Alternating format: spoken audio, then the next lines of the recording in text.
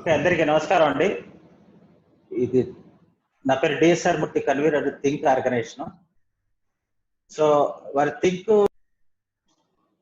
యాక్చువల్గా అంటే ఇది ఆధ్యాత్మిక, సాంస్కృతిక, సామాజిక, రాజకీయ మరియు ఆర్థిక ఆలోచన విధానాన్ని స్ఫూర్తిగా తీసుకోవాలి.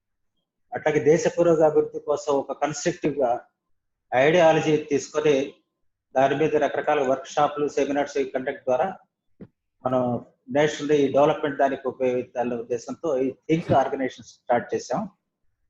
సో ఆ సందర్భంగా ఈ రోజున ఈ లాక్డౌన్ అయిపోయిన తర్వాత కూడా సోషల్ డిస్టెన్సింగ్ 5-6 నెలలు ఉంటుందనే ఉద్దేశంలో బయట ఎక్కడ కాంగ్రిగేషన్ ఉండడానికి అవకాశం ఉంటుంది కాబట్టి వీడియో కాన్ఫరెన్స్ ద్వారా. సార్ ఇప్పుడు వినబడుతోందండి సార్. ఈ కోవిడ్ ప్రభావం ఏంటి, దాని ఎఫెక్ట్ ఏంటి, ఫైనాన్షియల్ ఇంప్లికేషన్స్ ఎలా ఉంటాయి, మొన్న ప్రకటించిన ఆర్థిక ప్యాకేజ్ వివరాలు ఏంటి అనేది ఈ రోజు మనకి గెస్ట్ స్పీకర్ ఒక ఆయన వచ్చారు. వారి గురించి ఒక బ్రీఫ్ ఇంట్రడక్షన్ చెప్తాను. మన గెస్ట్ స్పీకర్ గారి పేరు శివప్రసాద్ అన్నవరపు గారు. ఆయన చార్టెడ్ అకౌంటెంట్, బీకామ్ ఎల్ఎల్బి చేశారు, ఎఫ్సిఏ చేశారు.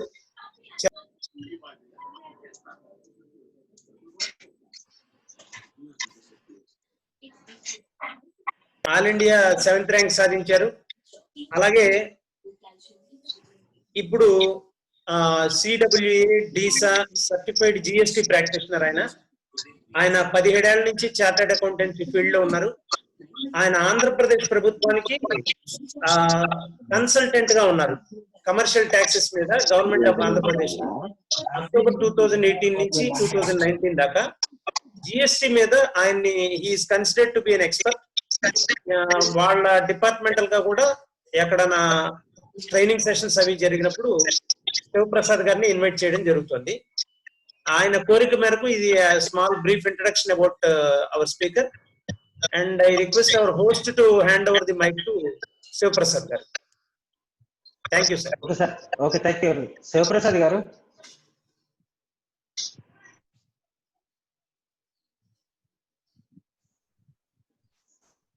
Hello sir.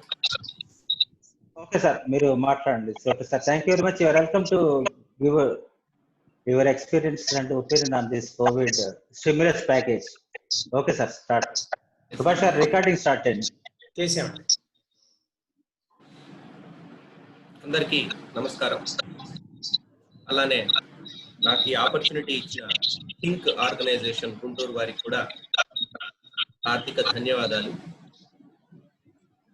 యూజువల్ గా టెక్నికల్ సెషన్స్ ఆన్ జిఎస్టి ఎక్కువ ప్రజెంట్ చేస్తూ ఉంటాను నేను. చార్టెడ్ అకౌంటెంట్స్ సెమినార్స్ లో అకౌంటింగ్ స్టాండర్డ్స్ వాటి మీద కూడా. అయితే సహజంగా ఏ కామర్స్ స్టూడెంట్ కైనా మైండ్ ఎక్కువ ఎంగేజ్ అయ్యేది ఎకనామిక్స్ మీదే. ఎకనామిక్ ఇంపాక్ట్స్, ఎకానమీ వల్లనే మన ప్రొఫెషన్ కానివ్వండి, బిజినెసెస్ మీద ఆధారపడ్డ ప్రొఫెషన్ చార్టెడ్ అకౌంటెన్సీ. సో ఆ రకంగా అన్నిటికీ ప్రధానంగా ఆధారం ఎకనామిక్స్ కాబట్టి ఎకనామిక్స్ అనే దాంట్లో ఒక రకమైన న్యాచురల్ ఇంట్రెస్ట్ ఉంటుంది. అండ్ ఇవాళ మనం కోవిడ్ యొక్క ఇంపాక్ట్ ఎకనామిక్స్ అండ్ ఎకానమీ మీద ఏ రకమైన ప్రభావాన్ని ఇది చూపబోతోంది, ఏ రకమైన ప్రభావాన్ని ఆల్రెడీ చూపించింది, అలానే ద వే ఫార్వర్డ్. సార్ ఇంకొన్ని మ్యూట్ చేస్తే బెటర్ ఏమో సార్, క్రాస్ టాక్ వస్తుంది. సార్ దయచేసి ఎవరి బైక్ లో కాస్త మ్యూట్ చేయాలి, ఎందుకంటే డిస్టర్బెన్స్ వస్తుంది సార్. అక్కడ కూడా సుభాష్ గారు మీది కూడా అన్మ్యూట్ లో ఉన్నట్టుంది. మ్యూట్ లో అనమాట. మ్యూట్ చేసేసి అంటే ఈ టాక్ మళ్ళీ అక్కడ ఇదవుతుంది, క్యాచ్ అవుతాం.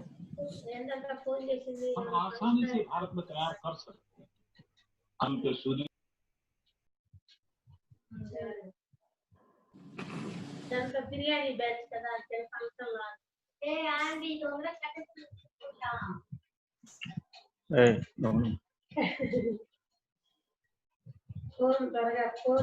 ఫోన్ ఇవ్వాలంటే ఆన్లైన్ క్లాసెస్ జరుగుతాయి. హలో సార్, స్టార్ట్ చేయమంటారా? చేసాను సార్.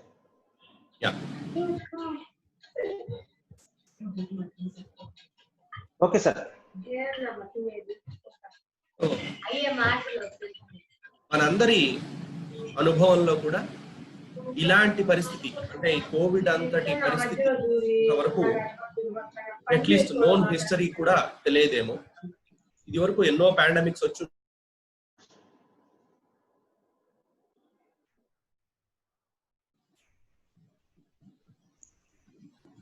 ఇతర పరిస్థితులు కానీ ప్రపంచ స్థితిని చాలా ఎఫెక్ట్ చేసిన దుర్ఘటనలు, పెద్ద పెద్ద ఘటనలు కూడా చాలా ఉన్నాయి. కానీ ఈ స్కేల్లో అంటే ప్రపంచం మొత్తం దాదాపు 40 నుంచి 70 రోజుల పీరియడ్, అతి తక్కువలో తీసుకున్న 40, అతి ఎక్కువలో తీసుకున్నట్లయితే ఒక 70 రోజుల పాటు ప్రపంచం మొత్తం లాక్డౌన్ లోకి వెళ్ళటం అనేంత గ్రేవ్ సిచ్యువేషన్, అనేంత మ్యాగ్నిట్యూడ్ తో దాదాపుగా మనకి తెలిసిన హిస్టరీలో లేదు. అండ్ దీని యొక్క the way it is getting contaminated, ఇది మనకి దీన్ని మనం చాలా అర్థం చేసుకోవాల్సిన పరిస్థితి చాలా ఉన్నది. అంటే దీనివల్ల మనకి ఏం జరగబోతోంది, ఆర్థికంగా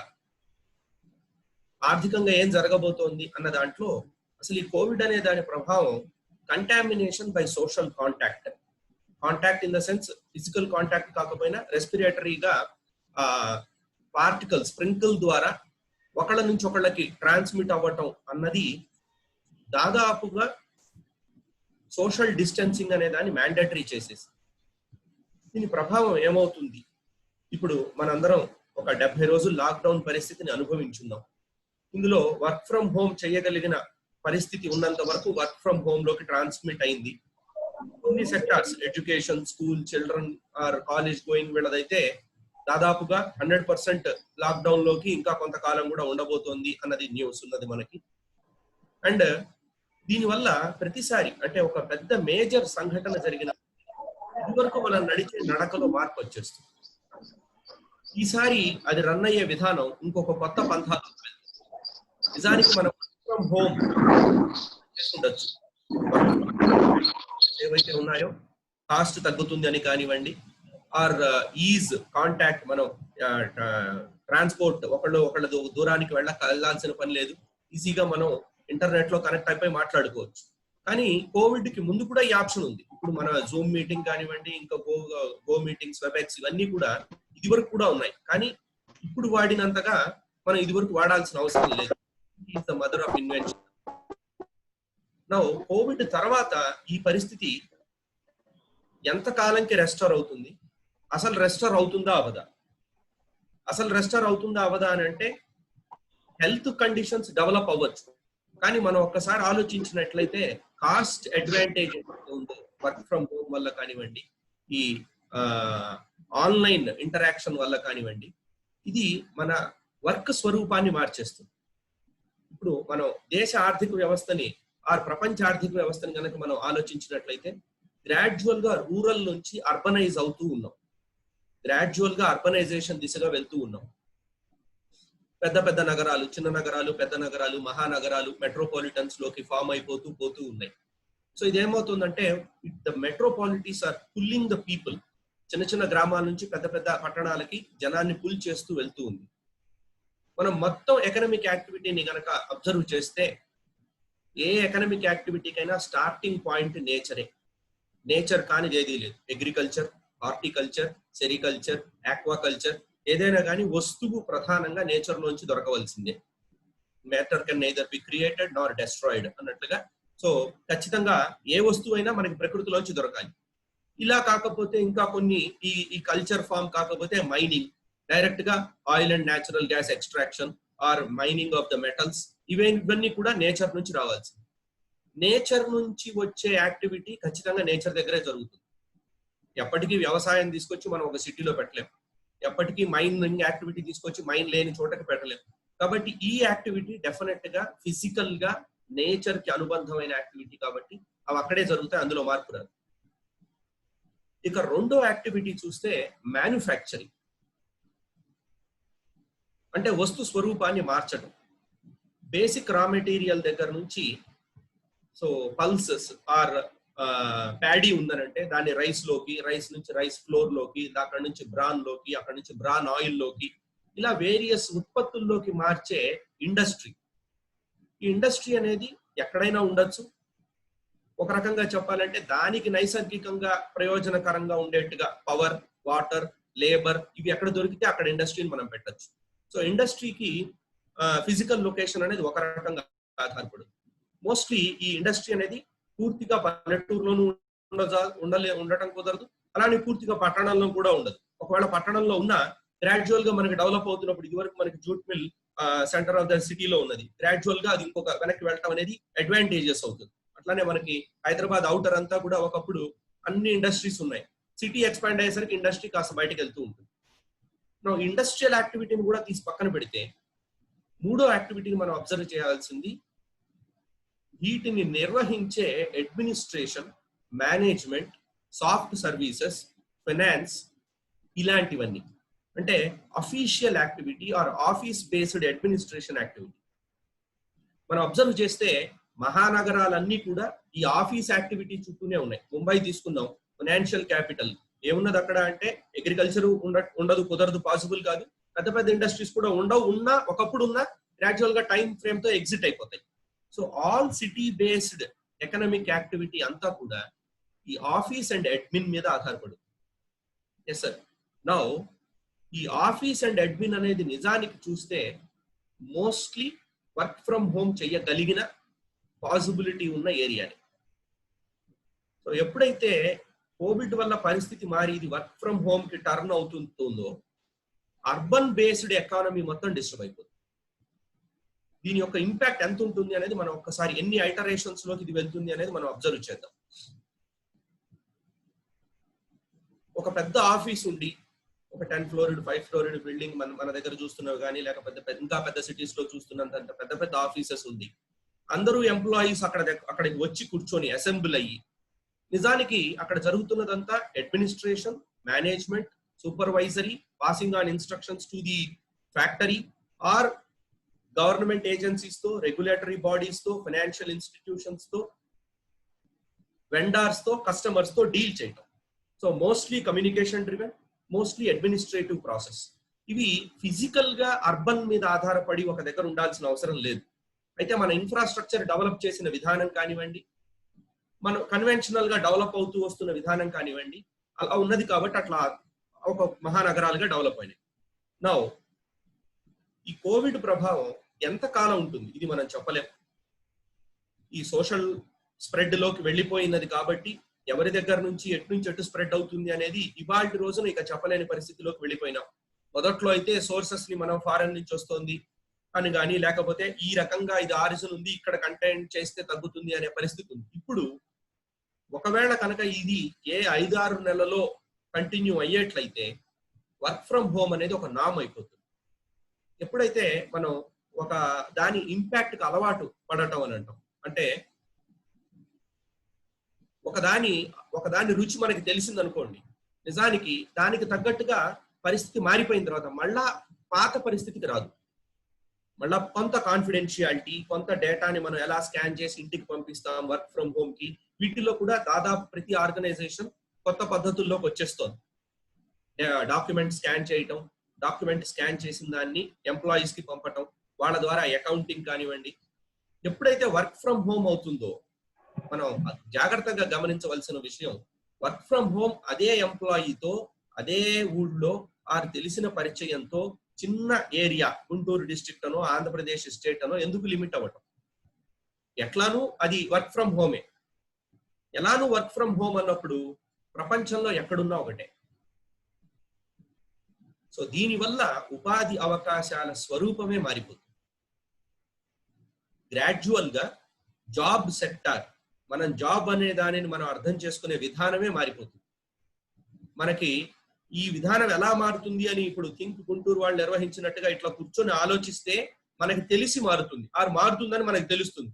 లేకపోతే ఆ మార్పు అనే ప్రవాహంలో మనం తెలియకుండా వెళ్ళిపోతాం, మనకి తెలియకుండా మారిపోతుంది, మనం యాక్సెప్ట్ చేయవలసిందే. అండ్ ఎకనామిక్ యాక్టివిటీ ఎప్పుడు లీనియర్ గా ఉండదు. అంటే స్టెప్ ఏ నుంచి స్టెప్ బి, స్టెప్ బి నుంచి స్టెప్ సి, మ్యాథమెటిక్స్ లో మనం లీనియర్ గా స్టెప్ బై స్టెప్ వెళ్ళినట్లుగా ఉండదు. ఒక కాప్ వెబ్ లాగా, ఒక సాలిగూడు లాగా ఒకదాని ప్రభావం ఒకదానికి, ఒకదాని ప్రభావం ఒకదానికి. పెద్ద ఆఫీస్ ఉండబట్టి అక్కడికి 100 మంది ఎంప్లాయీస్ వచ్చారు, 100 మంది ఎంప్లాయీస్ రాబట్టి ఒక పెద్ద కాలనీ ఏర్పడింది. ఒక పెద్ద కాలనీ ఏర్పడింది కాబట్టి వీళ్ళందరికీ ఫుడ్ తయారు చేయడానికి రోడ్ల మీద బండ్లు, చిన్న చిన్న ఫుడ్ స్టాల్స్, ఫుడ్ జాయింట్స్, ఒక మీడియం సైజ్ రెస్టారెంట్స్ వచ్చాయి. ఇది నడుస్తుంది కాబట్టి ఒక పెద్ద హోటల్ వచ్చింది, 5 స్టార్ హోటల్ 3 స్టార్ హోటల్, వీళ్ళ కన్వెన్షన్స్ కానివ్వండి వాటికి కానివ్వండి. ఇంతమంది ఉన్నారు కాబట్టి వీళ్ళని అటు నుంచి ఇటు ట్రాన్స్పోర్ట్ చేయడానికి కార్లు కానివ్వండి, బైకులు కానివ్వండి, పబ్లిక్ ట్రాన్స్పోర్ట్, ప్రైవేట్ ట్రాన్స్పోర్ట్, వీటన్నిటి అవసరం వస్తుంది.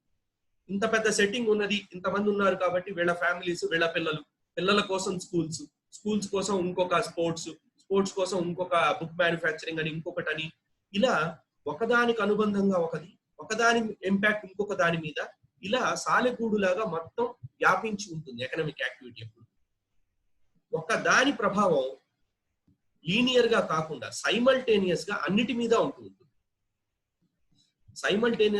అన్నిటి మీద ఉంటుంది. నౌ ఈ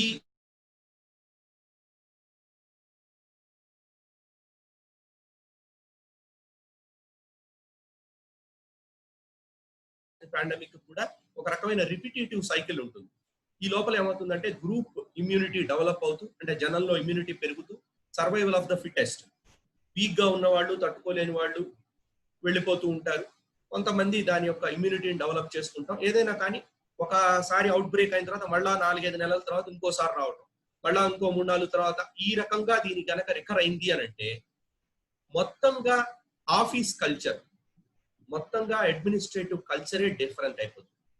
ఒక 30% వర్క్ ఫ్రమ్ హోమ్ లోకి వెళ్ళినా కానీ దాదాపు 20 to 25% ఎన్నో రకాల ఉపాధులు పట్టణం మీద ఆధారపడి ఉండలేవు. ఎన్ని ఇంపాక్ట్ అయిపోతాయనేది మనం ఒక్కసారి ఆలోచిద్దాం. ఇప్పుడు నేను ఇందాక చెప్పినట్టుగా మొత్తం ట్రాన్స్పోర్టేషన్, ఆఫీస్ స్పేస్, దానికి ఆధారమైన రెసిడెన్షియల్ కాంప్లెక్సెస్, ఇవన్నీ కూడా food, clothing, shelter, basic necessities pyramid లో మనం ఫస్ట్ నుంచి వస్తే ఫుడ్, క్లాతింగ్, షెల్టర్, ఆ పైన దగ్గర నుంచి ఒక రకమైన కంఫర్ట్, ఒక రకమైన లగ్జరీకి సంబంధించిన ఇండస్ట్రీ స్టార్ట్ అవుతూ వెళ్తూ ఉంటుంది. వీటన్నిటిలో కూడా కాంట్రాక్షన్ వస్తుంది. సో ఇది వరకు ఎంత బిజినెస్ నడిచింది మళ్ళా సేమ్ స్టైల్ కి రెస్టోర్ అవుతుందా అంటే, ఇది వరకు ఉన్న సోషల్ లివింగ్ మళ్ళా సేమ్ ప్యాటర్న్ కి రెస్టోర్ అవుతుందా అనే క్వశ్చన్ మీద ఆధారపడింది. ఒకవేళ సోషల్ లైఫ్ కనుక సేమ్ గా రెస్టోర్ అవ్వకపోతే ఎకనామిక్ లైఫ్ సేమ్ పొజిషన్ కి రెస్టోర్ అవ్వదు, ఇంపాసిబుల్. అండ్ మనం ఈ ఫ్యాక్టర్ ని తొందరగా అర్థం చేసుకొని మన size of the business, shape of the business ని తొందరగా మార్చేసుకోవాలి. మెయిన్ గా అర్బనైజేషన్ మీద దీని యొక్క ఇంపాక్ట్ ఎక్కువగా ప్రభావితమైన ఇండస్ట్రీస్ లోకి, అలానే కొన్ని స్వభావమే మారిపోవచ్చు. మనం బాగా విట్నెస్ చేసిన చేంజ్ వచ్చేసరికి ఎడ్యుకేషన్ ఇండస్ట్రీ దాదాపు మన ఊహకందనంత మారిపోయింది. మారిపోయిన తర్వాత అది మళ్ళా తిరిగి ఇది వరకు ఉన్న పద్ధతికి నా వ్యక్తిగత అభిప్రాయం అయితే ఇక రాదు. ఎందుకనంటే అలా రావాల్సిన అవసరం కూడా లేదు. మనం ఆ అవసరాన్ని గుర్తించుకో, నడుస్తుంది కాబట్టి వెళ్తూ ఉన్నాం కాబట్టి వెళ్తూ ఉండటం ద్వారాను అట్లా కంటిన్యూ చేశాం. కానీ నిజానికి ఒక స్కూల్, ఒక 500 మంది విద్యార్థులు, లేదా ఒక కాలేజ్, ఒక 300-400 మంది విద్యార్థులతో ఉన్న కాలేజ్ కానీ, ఇంజనీరింగ్ కాలేజ్ కానీ, ఇంకా వేరియస్ ప్రొఫెషనల్ ఇన్స్టిట్యూట్స్ కానీ, నిజానికి వాళ్ళందరూ అసెంబుల్ అయి ఒక దగ్గరికి వచ్చి ఒక ఫిజికల్ గా ఒక ప్లేస్ లో కూర్చొనే ఎడ్యుకేషన్ ని తీసుకోవాల్సిన అవసరం లేదు. అండ్ ఇక్కడ ఫ్రమ్ హోమ్ కూడా చేంజ్ కాదు. ఇంపార్టెంట్ ఏంటి అని అంటే, దాదాపుగా ఈ కోవిడ్ టైంలో అట్లీస్ట్ చార్టెడ్ అకౌంటెంట్స్ కి అయితే రోజుకి 3-4 సెమినార్స్ నడిచాయి. ఎంతో మంది స్పీకర్స్, ఒక ఇన్ఫర్మేషన్ రివల్యూషన్ లాగా జరిగింది, నాలెడ్జ్ రివల్యూషన్ లాగా జరిగింది. ఊహకందనంత ఇన్ఫర్మేషన్ యూట్యూబ్ లోకి ఫ్రీగా డౌన్లోడబుల్ గా వచ్చేసింది. నిజంగా నేను చెప్పాలి అంటే, ఒకసారి మనం కనుక ఆలోచిస్తే ఏ స్కూల్లో ఆర్ ఏ కాలేజ్ లో క్వాలిటీ ఫ్యాకల్టీ ఎవరు చెప్తున్నారు, ఎలా చెప్తున్నారు, చెప్పే విధానం ఏంటి, వీటన్నిటిలో చూస్తే ఎన్నో ప్లస్ మైనసెస్ ఉంటాయి. సహజం, అందరూ ఒక క్వాలిటీ ఫ్యాకల్టీ ఉండరు, అందరి చెప్పే విధానం ఒకటి ఉండదు. ఎప్పుడైతే ఈ డేటా మొత్తం ఫ్రీగా యూట్యూబ్ లో డౌన్లోడబుల్ ఫార్మాట్ లోకి వచ్చేస్తుందో, ఇవాళ ఏ చిన్నదైనా కానీ, ఏ చిన్న విషయం మనం యూట్యూబ్ లో టైప్ చేసినా దానికి సంబంధించిన data, conceptual knowledge, practical knowledge, worked examples, ఇంకా డూడుల్స్ లాంటి వీడియోస్, అంటే ఒక చిన్న యానిమేషన్స్ తో నిజానికి ఈ చిన్న యానిమేషన్ తో చేసి చూపించడం అనేది ఒక స్కూల్ కి వల్ల కాని పని. ఒకవేళ అలా చేసినా అది ఎకనామికల్ గా వయబుల్ అవ్వదు. ఒక 50 మంది 40 మంది స్టూడెంట్స్ కోసం ఒక యానిమేటెడ్ వీడియోని డెవలప్ చేసిన ఆర్ ఒక యానిమేటెడ్ వీడియో కొనటం అంటే అది ఒకటే అయిపోతుంది. ఇంకా స్కూల్ లెవెల్ పిల్లలకైతే, అంటే ఒక 12-13 సంవత్సరాల లోపు పిల్లలకైతే ఒక యూట్యూబ్ లో ఒక కంటెంట్ అవైలబుల్ గా ఉన్నా వాళ్ళు చూడరు. ఎందుకోసం అంటే వాళ్ళ ఇంట్రెస్ట్ ఏ కార్టూన్ నెట్వర్క్ వైపుకో ఇంకో దాని వైపుకో వెళ్తుంది. కొద్దిగా middle and upper higher school and ఆ పై సెగ్మెంట్ లోకి వచ్చేసరికి వాళ్ళకి కంటెంట్ ఇంపార్టెంట్. నిజంగా ఒక ఫిజిక్స్ కాన్సెప్ట్ ఇంకొకటో ఇవాళ యూట్యూబ్ లో చూస్తూ ఉంటే ఎంతో చక్కగా విజువలైజేషన్ చేసి చూపించి ఎలా చేయొచ్చు అనే దాన్ని ఎన్నిసార్లు కావాలంటే అన్నిసార్లు రిపీట్ చేసుకునే పద్ధతితో వస్తుంది. దీని ప్రభావం ఏంటి? ఆర్థికంగా విద్యారంగం గనక మారింది అంటే ఎంత మారిపోతుంది? అట్లీస్ట్ 60-70% నా అంచనా ప్రకారంగా 60-70% ఆఫ్ ఎడ్యుకేషన్ ఖచ్చితంగా ఆన్లైన్ ప్లాట్ఫామ్ లోకి వెళ్ళిపోయింది ఆల్రెడీ. ఇంకా చెప్పాలంటే నేను మొన్న ఒక ఎడ్యుకేషన్ ఇండస్ట్రీ మీద ఇంపాక్ట్ గురించి మాట్లాడుతూ ఆ మాటల ధోరణిలో ఒక ఇంపార్టెంట్ అబ్జర్వేషన్ వచ్చింది. ఒక స్కూల్లో ఇప్పుడు నడిచే విధానం ఏంటంటే 45 మినిట్స్ పీరియడ్ ఆఫ్ టైంలో ఫ్యాకల్టీ 90% ఆఫ్ ద టైం మాట్లాడితే స్టూడెంట్ 10% ఆఫ్ ద టైం కూడా మాట్లాడు. అందరు స్టూడెంట్స్ కలిపి వాళ్ళు అడిగే క్వశ్చన్లు కానివ్వండి, వాళ్ళు ఇంటరాక్ట్ అవ్వటం కానివ్వండి, ఏదైనా కానివ్వండి. దాదాపుగా ఒక లెసన్ తీసుకొని చెప్పటం మొదలు పెడితే చెప్పే ఫ్యాకల్టీ ఆ లెసన్ ని చెప్పుకుంటూ ఆఫ్ ద టైం ఆక్యుపై చేస్తుంది. క్వశ్చన్, డౌట్, ఎక్స్ప్లెనేషన్ ఆర్ ఇంకొక interaction what ever it is student వైపు నుంచి ఒక్కొక్క స్టూడెంట్, అందులో కూడా 90% స్టూడెంట్స్ అసలు పార్టిసిపేటే చేయరు. ఒక 10% స్టూడెంట్స్ మాత్రం కొన్ని క్వశ్చన్స్ అడగడానికి అవకాశం ఉంది. నౌ ఈ ఫ్యాకల్టీ ఈ క్లాస్ లో ఏం చెప్పారో, అంటే అకాడమిక్ ఇయర్ 18-19 లో ఏం చెప్పారో అకాడమిక్ ఇయర్ 19-20 లో 20-21 లో దాదాపు ఇదే రిపీట్ అవుతుంది. 90% రిపీట్ అవుతుంది. So it is all waste of time. ఇది మొత్తం రికార్డెడ్ వీడియో కింద యూట్యూబ్ లో కానీ ఇంకో దాంట్లో కానీ వేరియస్ అప్లికేషన్స్ వచ్చేసాయి, ఎడ్యుకేషన్ అప్లికేషన్స్. ఆ ఇండస్ట్రీ కూడా వెరీ డేంజరస్ ఇండస్ట్రీ అవుతుంది బిజినెస్ పరంగా ఆలోచిస్తే. ఎందుకోసం అని అంటే ఎప్పుడైనా కానీ కాపీయబుల్, రిపీటబుల్ యాక్ట్ ఏదున్నా కానీ అది బిజినెస్ గా సస్టైన్ అవ్వదు. మనం చేసిన పని బిజినెస్ లో అదే తరహాలో ఇంకొకటి చేసేస్తే, more particularly knowledge driven creative fields అయితే, ఒకళ్ళు ఒక ఇడ్లీనో దోశ వేశారనుకోండి, ఇంకోటి మళ్ళీ ఇంకో ఇడ్లీ దోశ వేయాల్సిందే, అదర్వైజ్ వీడి దాంతో వాడికి ఆకలి తీరదు. వెరాజ్ ఒకడు ఒక పాట రికార్డ్ చేసి పెట్టేస్తే ఇంకోటి మళ్ళా పాట రికార్డ్ చేయగలదు, దీన్ని కాపీ చేసేసుకోవచ్చు. సో కాపీయబుల్ కంటెంట్ లో ఎప్పుడు బిజినెస్ గా సస్టైన్ అవ్వటంలో వాల్యూమ్స్ ని ఎస్టిమేట్ చేయడం చాలా కష్టమైన పని. నౌ ఇందాకన్నా అబ్జర్వేషన్ ప్రకారంగా చూస్తే మేబీ ఎడ్యుకేషన్ సెక్టర్ ఏమవుతుంది అని అంటే, నాకు ఎల్కేజీ నుంచి మొదలుపెట్టి ప్రొఫెషనల్ కోర్సెస్ ఇంక్లూడింగ్ ఎంబీబీఎస్ లో చివరి దాకా కూడా మొత్తం పాఠం డే 1 రెడీగా అవైలబుల్ అయిపోతుంది. మొత్తం what ever the content, first chapter దగ్గర నుంచి లాస్ట్ చాప్టర్ దాకా క్వశ్చన్స్, ఆన్సర్స్, వర్క్డ్ ఎగ్జాంపుల్స్ తో సహా, ఈవెన్ డెమాన్స్ట్రేషన్స్, ల్యాబ్ లో డెమాన్స్ట్రేషన్స్ తో సహా రెడీగా అవైలబుల్ అవుతుంది. మేబీ టీచర్స్ అండ్ ఫ్యాకల్టీస్ యొక్క వర్క్ నేను ఒక 15 మినిట్స్ స్లాట్ రిజర్వ్ చేసుకొని నా కామర్స్ లెక్చరర్ కి నేను కాల్ చేసి నాకు వీటి మీద డౌట్స్ ఉన్నాయని నేను అడుగుతాను, ఆయన ఆన్సర్ చెప్పే పొజిషన్ వస్తుంది. So what use to be repeated need not be repeated. పాఠం రిపీట్ అవుతూ ఉండేది ఇది వరకు, ఇప్పుడు పాఠం రిపీట్ చేయగల ఒకసారి రికార్డ్ చేసి ఒక దగ్గర హోస్ట్ చేస్తే చాలు. పాఠం రిపీట్ అయింది, రికార్డ్ అయిపోయింది. నౌ ప్రతిసారి స్టూడెంట్ కి అదే క్వశ్చన్ వస్తుంది. ప్రతిసారి పోయిన బ్యాచ్ లో స్టూడెంట్ ఏ క్వశ్చన్ అడిగాడో, అక్కడ లాపిసారి మరి స్పెసిఫిక్ హీట్ అంటే ఇలా అన్నప్పుడు ఇలా అవ్వాలి కదా అని ఏ స్టూడెంట్ అడిగాడో, నెక్స్ట్ ఇయర్ స్టూడెంట్ కూడా అదే డౌట్ అడుగుతాడు. బికాస్ ఆ ట్రాక్ లో, ఆ కర్వ్ మీద స్టూడెంట్ కి ఆ పొజిషన్ లో అదే డౌట్ వస్తుంది. అంటే స్టూడెంట్ 90% ఇంటరాక్ట్ అవుతూ టీచర్ 10% ఇంటరాక్ట్ అయ్యే దశ వస్తుంది. నౌ దీని ప్రభావం ఏమవుతుంది? పెద్ద పెద్ద కాలేజెస్, ఇన్ఫ్రాస్ట్రక్చర్, దీనికి ఆధారపడున్న హాస్టల్స్, ఈ హాస్టల్ మీద ఆధారపడున్న ఫుడ్ ఇండస్ట్రీ, దీని మీద ఆధారపడున్న ట్రాన్స్పోర్టేషన్ ఇండస్ట్రీ, వీటన్నిటిలో కూడా డిమాండ్ ష్రింకేజ్ వస్తుంది. నౌ మనం ఇక్కడ ఈ వేదిక మీద ఉన్న మోర్ పర్టికులర్లీ ఇది బిజినెస్ పీపుల్ కి సంబంధించిన వేదికగా గాను అన్ని ఎకనామిక్స్ గాను చర్చిస్తున్నాం. సో వీటన్నిటి యొక్క స్థితిగతులు ఏమవుతాయి? ఇక్కడ ఎకనామిక్ రిఫార్మ్, గవర్నమెంట్ యొక్క ప్యాకేజ్, వీటన్నిటిలో కూడా ముఖ్యంగా మనం తెలుసుకోవాల్సిన పెద్ద విషయం ఏంటి అంటే దీని యొక్క ఇంపాక్ట్, కోవిడ్ తర్వాత ఉన్న ఇంపాక్ట్, డిమాండ్ డిస్కవరీ అనేది చాలా ఇంపార్టెంట్. ఇలాంటి వేదికలు, థింక్ లాంటి వేదికలు ఇంకా ఎన్నో పెట్టి మనం చేయవలసింది ఏంటంటే డిమాండ్ డిస్కవరీ. ఎంత అవసరం ఉన్నది సమాజానికి, ఎన్ని స్కూల్ బస్సులు అవసరం ఉన్నది. మొత్తం 100% ఆన్లైన్ అయిపోలేదు. బికాస్ కొంత కామన్ యాక్టివిటీ అందరి దగ్గరకు వచ్చి ఒక రకమైన డ్రిల్ వర్క్, ఒక రకమైన యాక్టివిటీ చేయాల్సిన అవసరము, కాలేజెస్ అయితే ప్రాక్టికల్స్ చేయాల్సిన అవసరము, ఆఫీసెస్ అయితే ఫిజికల్ గా వెళ్ళి సిగ్నేచర్స్ అబ్టైన్ చేయాల్సినంత వరకు ఒక 30 to 40% వర్క్ ఫ్రమ్ హోమ్ వెళ్తుంది అనే ప్రొజెక్షన్ ని పట్టుకొని మనం ఎకనామిక్ యాక్టివిటీని 2-3 years మీడియం టర్మ్ ప్లానింగ్ కనుక చేస్తే ఎంత డిమాండ్ ష్రింకేజ్ వస్తుంది అనేది ఎవరికీ తెలియదు. నాకేమనిపిస్తుందంటే ఫైనాన్సెస్ లో 2 రకాల ఫైనాన్సెస్ ఉన్నాయి. ట్రేడ్ ఫైనాన్స్ ఒకటైతే పర్సనల్ ఫైనాన్స్ ఒకటి. అంటే కార్ ఉత్పత్తి చేసే సంస్థకి లోన్ ఇస్తే 4 కార్లు తయారు చేసి షోరూమ్ లో పెడుతుంది, డబ్బులు బ్యాంకర్వి. So this is trade finance.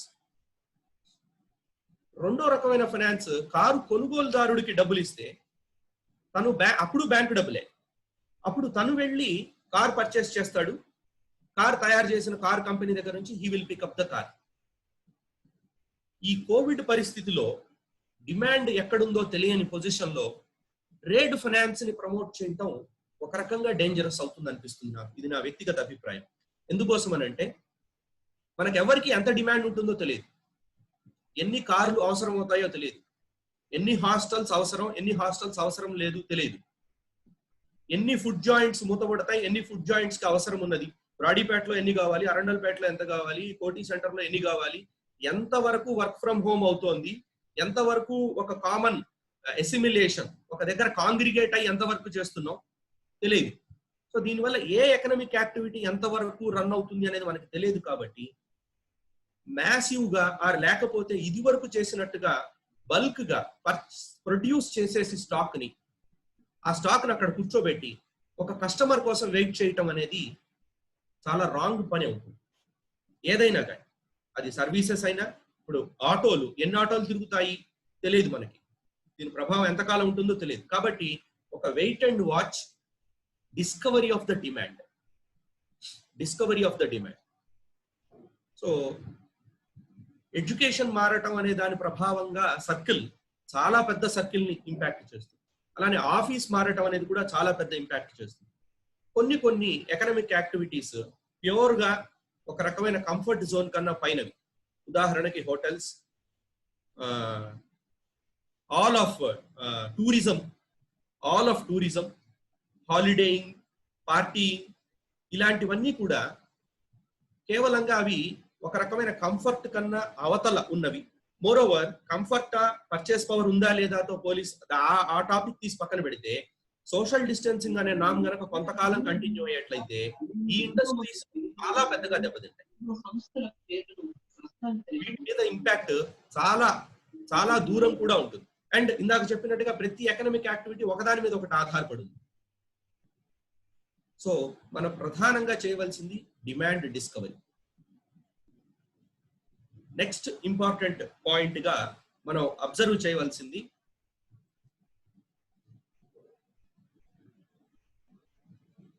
ఈ చైన్ మొత్తం రీబిల్డ్ అవ్వటం. మనం సంగీతంలో కచేరీలో ఫస్ట్ ఆర్కెస్ట్రేషన్ అంటారు. అంటే అన్ని ఇన్స్ట్రుమెంట్స్ ని ఒక శృతిలోకి తీసుకుంటారు. వైణికుడు వాయించే వీణ గాని, వోకలిస్ట్ పాడే పాట గాని, ఇంకొకళ్ళు మృదంగం కానివ్వండి, అన్ని ఒక ఆర్కెస్ట్రేట్ అయి ఒక శృతికి రావాలి.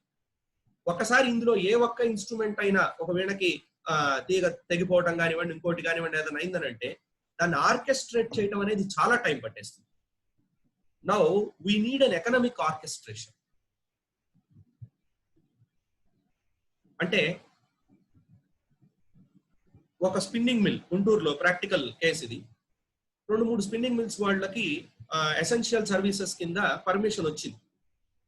పర్మిషన్ వచ్చిన తర్వాత అది పికప్ అయ్యి వాళ్ళు అక్కడ లోపల్లోనే మైగ్రెంట్ లేబర్స్ లోపలే ఉన్నారు కాబట్టి, ఆ స్పిన్నింగ్ మిల్ లోనే ఉన్న క్వార్టర్స్ లో ఉన్నారు కాబట్టి దే స్టార్టెడ్ ద ప్రొడక్షన్.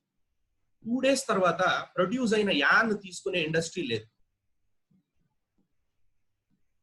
ఇక్కడ మనం ప్రధానంగా ఆలోచించవలసింది ఏంటంటే రా మెటీరియల్ దగ్గర నుంచి కన్స్యూమర్ దాకా ఉన్న అన్ని స్టెప్స్ కంప్లీట్ అయితే తప్ప ఎకనామిక్ యాక్టివిటీ కంటిన్యూ అవ్వదు. ఆ చివరి ఎక్కడో సక్షన్ కస్టమర్ దగ్గరికి గూడ్స్ వెళ్ళటం అనే డిమాండ్ లో కనుక స్లంప్ వచ్చింది అంటే చివరి దాకా అన్ని ఉన్న మొత్తం ఎకనామిక్ చైన్ డిస్టార్ట్ అవుతుంది. ఇది మనకి ఫార్మల్ గా ఇక్కడ ఇంత డిమాండ్ ఉంది, ఇక్కడ ఇంత డిమాండ్ ఉంది అనే ఫార్మల్ మెట్రిక్స్ లేవు. మనకి చాలా ఎక్స్ట్రాపోలేటెడ్ గా, చాలా estimated high level macro things లో ఉన్నాయి. కానీ ఎగ్జాక్ట్ గా మనకి ఇది మొత్తం ఆర్కెస్ట్రేట్ అవ్వాలి అని అంటే వీళ్ళు కొద్దిగా ఇంక్రీజ్ చేశారనుకోండి ఎకనామిక్ యాక్టివిటీని, వీళ్ళు కాస్త ఎకనామిక్ యాక్టివిటీని ఇంక్రీజ్ చేసి స్టాక్ పెట్టి ఈ స్టాక్ అమ్ముడుపోక ఒకళ్ళిద్దరు నష్టంలోకి వచ్చి ఇక్కడ డౌన్ అయిన తర్వాత థర్డ్ స్టెప్ పికప్ అవ్వచ్చు. థర్డ్ స్టెప్ పికప్ అయ్యేటప్పటికి సెకండ్ స్టెప్ లో ఉన్న సప్లై సరిపోకపోవచ్చు. ఓకే, సో అసోసియేషన్స్ కానివ్వండి, క్లస్టర్స్ కింద ఫామ్ అవ్వాల్సిన అవసరం ఉన్నది. మెయిన్ గా డిమాండ్ డిస్కవరీ, దేనికి ఎంత డిమాండ్ ఉన్నది అనే దాని ఐడెంటిఫికేషన్ లోకి వెళ్లాల్సిన అవసరం చాలా ఉన్నది. అండ్ జాబ్ ప్యాటర్న్స్, దీంట్లో ఇది చాలా ఇంపార్టెంట్ గా మారబోతున్న ఒకానొక ఫీల్డ్. కొత్తగా మనకి ఎకానమీ గిగ్ ఎకానమీ అవుతుంది, GIG గిగ్. సో ఈ గిగ్ ఎకానమీ అంటే ఏంటంటే ఒక సప్లయర్ ఒక సర్వీస్ ప్రొవైడర్ తో ఒక వెండర్ తో ఒక లాంగ్ టర్మ్ అసోసియేషన్ లో లేకుండా వర్క్ ని స్లైస్ డౌన్ చేసి ఒక చిన్న వర్క్ మాత్రమే ఒకటి ఇవ్వటం. మనందరికీ ఈ గిగ్ ఎకానమీ చిన్నప్పటి నుంచి పరిచయమే. అయితే ఇప్పుడు ఒక కొత్త నేమ్ వచ్చింది. ఉదాహరణకి ఓలా క్యాబ్స్, ఊబర్, ఇదంతా గిగ్ ఎకానమీనే. నాకంటూ అనే భావనతో ఆ కారుని నేను పొద్దున పూట రెడీ చేసుకోవడం, తయారు చేయటం, ఈ కార్ నా దాని కింద నేను వాడుకుంటూ పోవటం అనేది కాకుండా నాకు అవసరమైనప్పుడు కారుని పిలుస్తాను, 10 నిమిషాలు 15 నిమిషాలు అరగంట వాడుకుంటాను, తర్వాత అయిపోయింది, వదిలేశాను. That is gig. అంటే వ్యాపార సంబంధాలు ఒక లాంగ్ టర్మ్ అసోసియేషన్ ఒక 30,000 40,000 ఇచ్చి ఒక పర్మనెంట్ ఎంప్లాయీ కింద పెట్టుకొని వర్క్ ఎక్కువ ఉన్నా తక్కువ ఉన్నా ఒక రోజు ఓవర్ టైం అయినా ఒక రోజు అండర్ టైం అయినా ఇది నా emolument. This is job economy. Now we will gradually move away from job economy to gig economy. నాకు 40,000 or 50,000 ఒక పర్మనెంట్ దీంతో అలాంటి వర్క్ ఫోర్స్ ఉండాల్సిన అవసరం లేదు. ఇవాళ మనకి గిగ్ అనేది ఇది వరకు కూడా పరిచయమే, కానీ ఫ్యూచర్ అంతా గిగ్ లోకి వెళ్ళిపోతున్నాం. ఇప్పుడు నాకు ఒక చిన్న ఒక టూల్ ఆర్ ఇంప్లిమెంట్ నేను దాన్ని ఏదైనా బాగు చేయించి ఫౌండరీకి పంపించాలనుకోండి, చాలా తక్కువ ఫ్యాక్టరీస్ మాత్రమే వాళ్ళ ఓన్ ఫౌండరీ, వాళ్ళ ఓన్ లెత్ మెషిన్ కలిగి ఉంటాయి. మిగిలిన ఫ్యాక్టరీస్ అన్ని జాబ్ వర్క్ కింద దీన్ని గిగ్ కి అంటే ఫౌండరీకి పంపించి దాన్ని ఒక్కదాన్ని బాగు చేయించుకొని మళ్ళీ తెచ్చేసుకుంటాయి. Because it is unviable to hold that lathe machine in our factory. Similarly చిన్న ఒక 5-6 ఫోటో స్టాట్లు కావాలనుకోండి, నాకు నేను ఫోటో కాపీయింగ్ మెషిన్ కొన్ను, నేను ఫోటో కాపీయింగ్ కి పంపించి ఆ ఫోటో కాపీయింగ్ వాళ్ళ ద్వారా ఫోటో కాపీయింగ్ చేయించేసుకొని తెచ్చేసుకుంటాను. సో నేను ఫోటో కాపీయర్ కొంటం లేదు, ఫోటో కాపీయర్ కి సంబంధించిన డిప్రిసియేషన్, ఇంట్రెస్ట్, క్యాపిటల్ ఇవేవి నాకు సంబంధం లేదు. ఒక ఫోటో కాపీకి 5 రూపాయలు 10 పైసలనో 30 పైసలనో ఒక ఫిక్స్డ్ ప్రైస్ పే చేసేస్తున్నాను. This is gig economy. నా కార్లలో గిగ్ వచ్చేసింది. అలానే స్విగ్గీ, జొమాటో ఇవన్నీ రావడంతో ఫుడ్ ఇండస్ట్రీలోకి గిగ్ వచ్చింది. దీనివల్ల ఒక రకంగా ప్రొడక్షన్స్ పెరిగాయి. ఎందుకోసం అంటే ఇది వరకు బాగా ఫుడ్ తయారు చేసిన డిమాండ్ డిస్కవరీ, ఇక్కడ బాగుందని చెప్పి ఎవరో దూరంగా ఉన్నవాడు రావడానికి టైం పట్టేది. జొమాటో రావడం వల్ల వాళ్ళకి ఆపర్చునిటీస్ పెరిగాయి. అలానే అండర్ పెర్ఫార్మింగ్ వాళ్ళు ఎలిమినేట్ అయిపోయారు. సర్వైవల్ ఆఫ్ ద ఫిటెస్ట్ ఇది కూడా గిగ్ లో చాలా ఎక్కువ అవుతుంది. Now this gig will come to offices.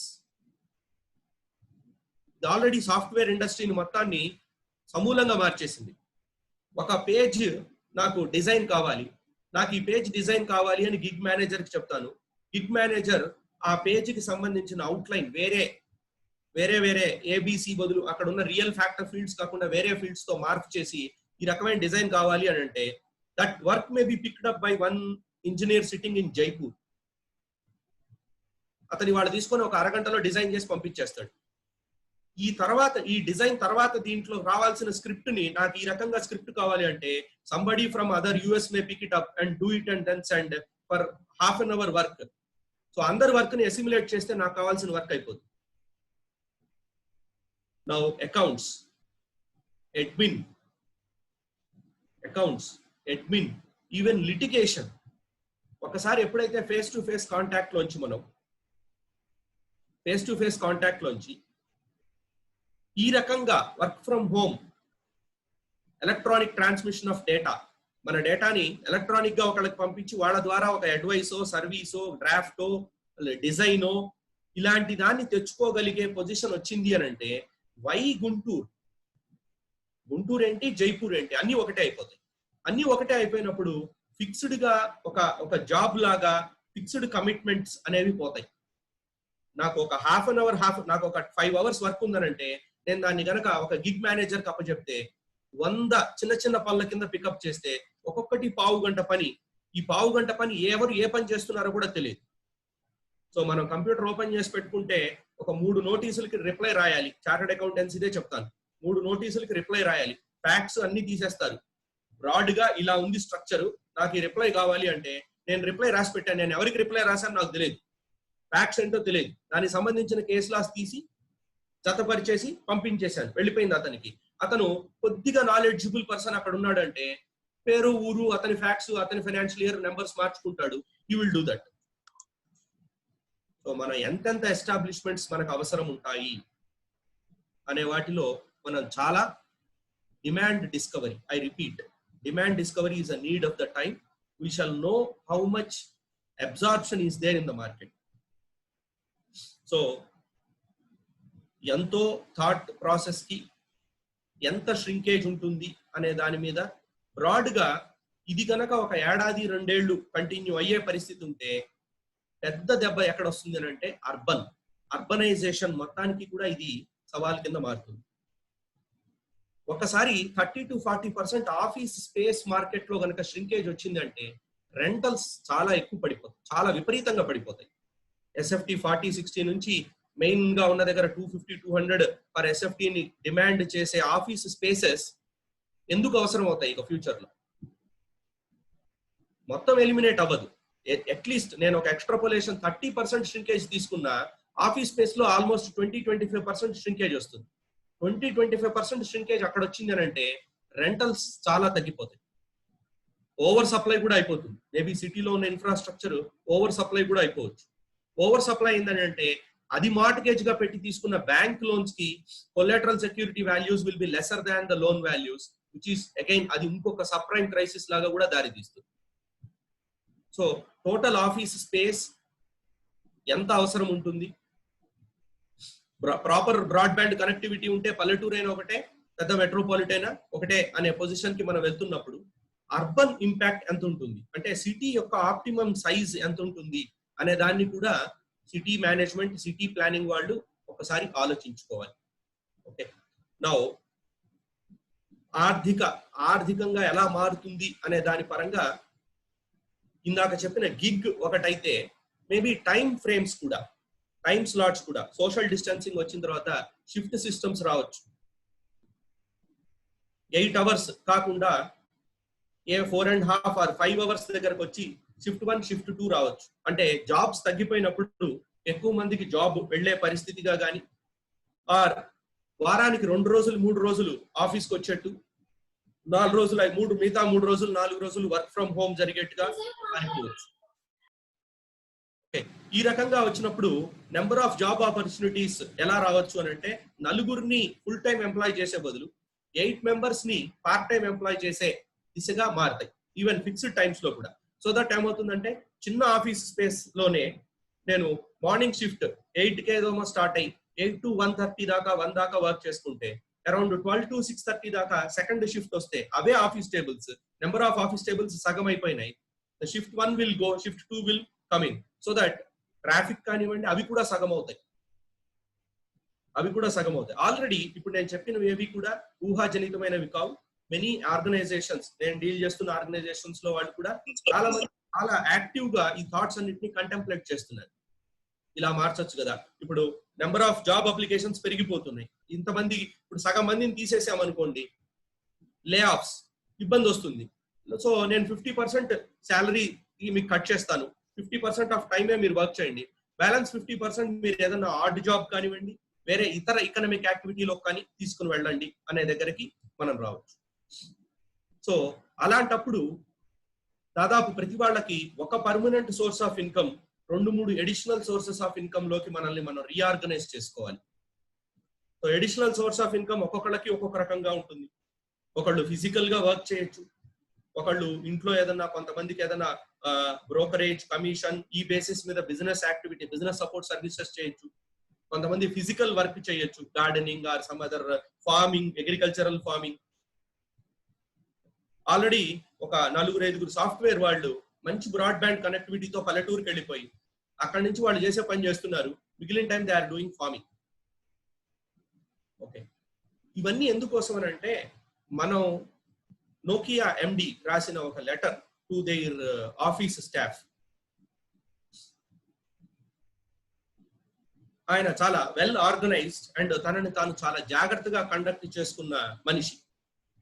ఎప్పటికప్పుడు శ్రద్ధగా, పద్ధతిగా, క్వాలిటీ ప్రొడక్ట్ ఉండాలి, ఇలా డెవలప్ చేసుకుంటూ నోకియా ఆల్మోస్ట్ ఇండస్ట్రీ మేజర్ గా ఉన్నప్పుడు సడన్ గా టచ్ అనే ఒక రెవల్యూషన్ వచ్చింది, టచ్ ఫోన్ అనే రెవల్యూషన్ వచ్చింది.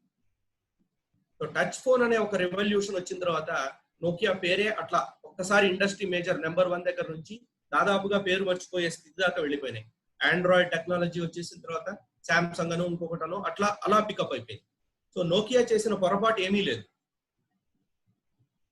డిసిప్లిన్ కానివ్వండి, పద్ధతిగా చేయటం కానివ్వండి, ఆర్గనైజేషన్ ని కండక్ట్ చేసుకోవటం కానివ్వండి, వీటిలో ఎక్కడాను పొరపాట్లు లేవు. ఎక్కడ పొరపాటు వచ్చింది అని అంటే సోషల్ చేంజ్, ఎన్వైరన్మెంటల్ చేంజ్. ఒక్కసారి ఎన్వైరన్మెంటల్ చేంజ్ వచ్చేసరికి సొసైటీ యొక్క రిక్వైర్మెంట్ మారిపోయింది. సొసైటీ యొక్క రిక్వైర్మెంట్ మారినప్పుడు ఆటోమేటిక్ గా కొన్ని రిడెండెంట్ అయిపోతాయి.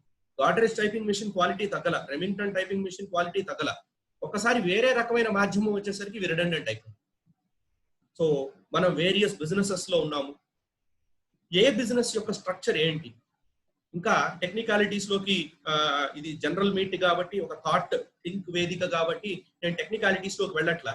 కొద్దిగా టెక్నికాలిటీస్ లోకి వెళ్తే బిజినెస్ రీఆర్గనైజేషన్. మన ప్రొడక్ట్ యొక్క డిమాండ్ ఎలాస్టిక్ డిమాండా, ఇన్ఎలాస్టిక్ డిమాండా? అంటే ఫుడ్ అనుకోండి, కోవిడ్ అయినా, కోవిడ్ ముందు, కోవిడ్ తర్వాత, కోవిడ్ ఉన్నప్పుడు ఎప్పుడు కూడా ఒకే అమౌంట్ ఆఫ్ ఫుడ్ కన్జ్యూమ్ చేస్తూ ఉన్నాం, ఓఆర్ఎస్ కొద్దిగా 5-10%. సో దాని డిమాండ్ ఈజ్ ఇన్ఎలాస్టిక్, అంటే ప్రైస్ పెరిగినా, ప్రైస్ తగ్గినా, ఇంకొకటి ఏ మార్పులు వచ్చినా కానీ ఖచ్చితంగా మనుషులు ఆ క్వాంటం కన్జ్యూమ్ చేస్తారు. వెరాస్ కొన్ని ప్రొడక్ట్స్ యొక్క డిమాండ్ ఇన్ఎలాస్టిక్ గా కాకుండా ఎలాస్టిక్ గా ఉంటుంది. అంటే సానుకూలత ఉంటే కొంటారు, సానుకూలత లేకపోతే కొనరు. అలాంటి బిజినెసెస్ లో ఉన్న వాళ్ళు, వాళ్ళ డిమాండ్ ఎంత ఉంటుంది, ఎంత అబ్జార్బ్ అవుతుంది. బ్యాంకర్ లోన్ ఇవ్వచ్చు, ఇంకోటి ఏదో స్కీమ్ ఇవ్వచ్చు, మనం స్కీమ్స్ గురించి డిస్కస్ చేద్దాం కొద్దిగా. స్కీమ్స్ రావచ్చు, స్కీమ్స్ లో కొలాటరల్ ఫ్రీగా మనకి లోన్ రావచ్చు, but that is a different story. Loan వచ్చి మనం బిజినెస్ చేస్తే ఇది పికప్ అవుతుందా అవదా, that is important.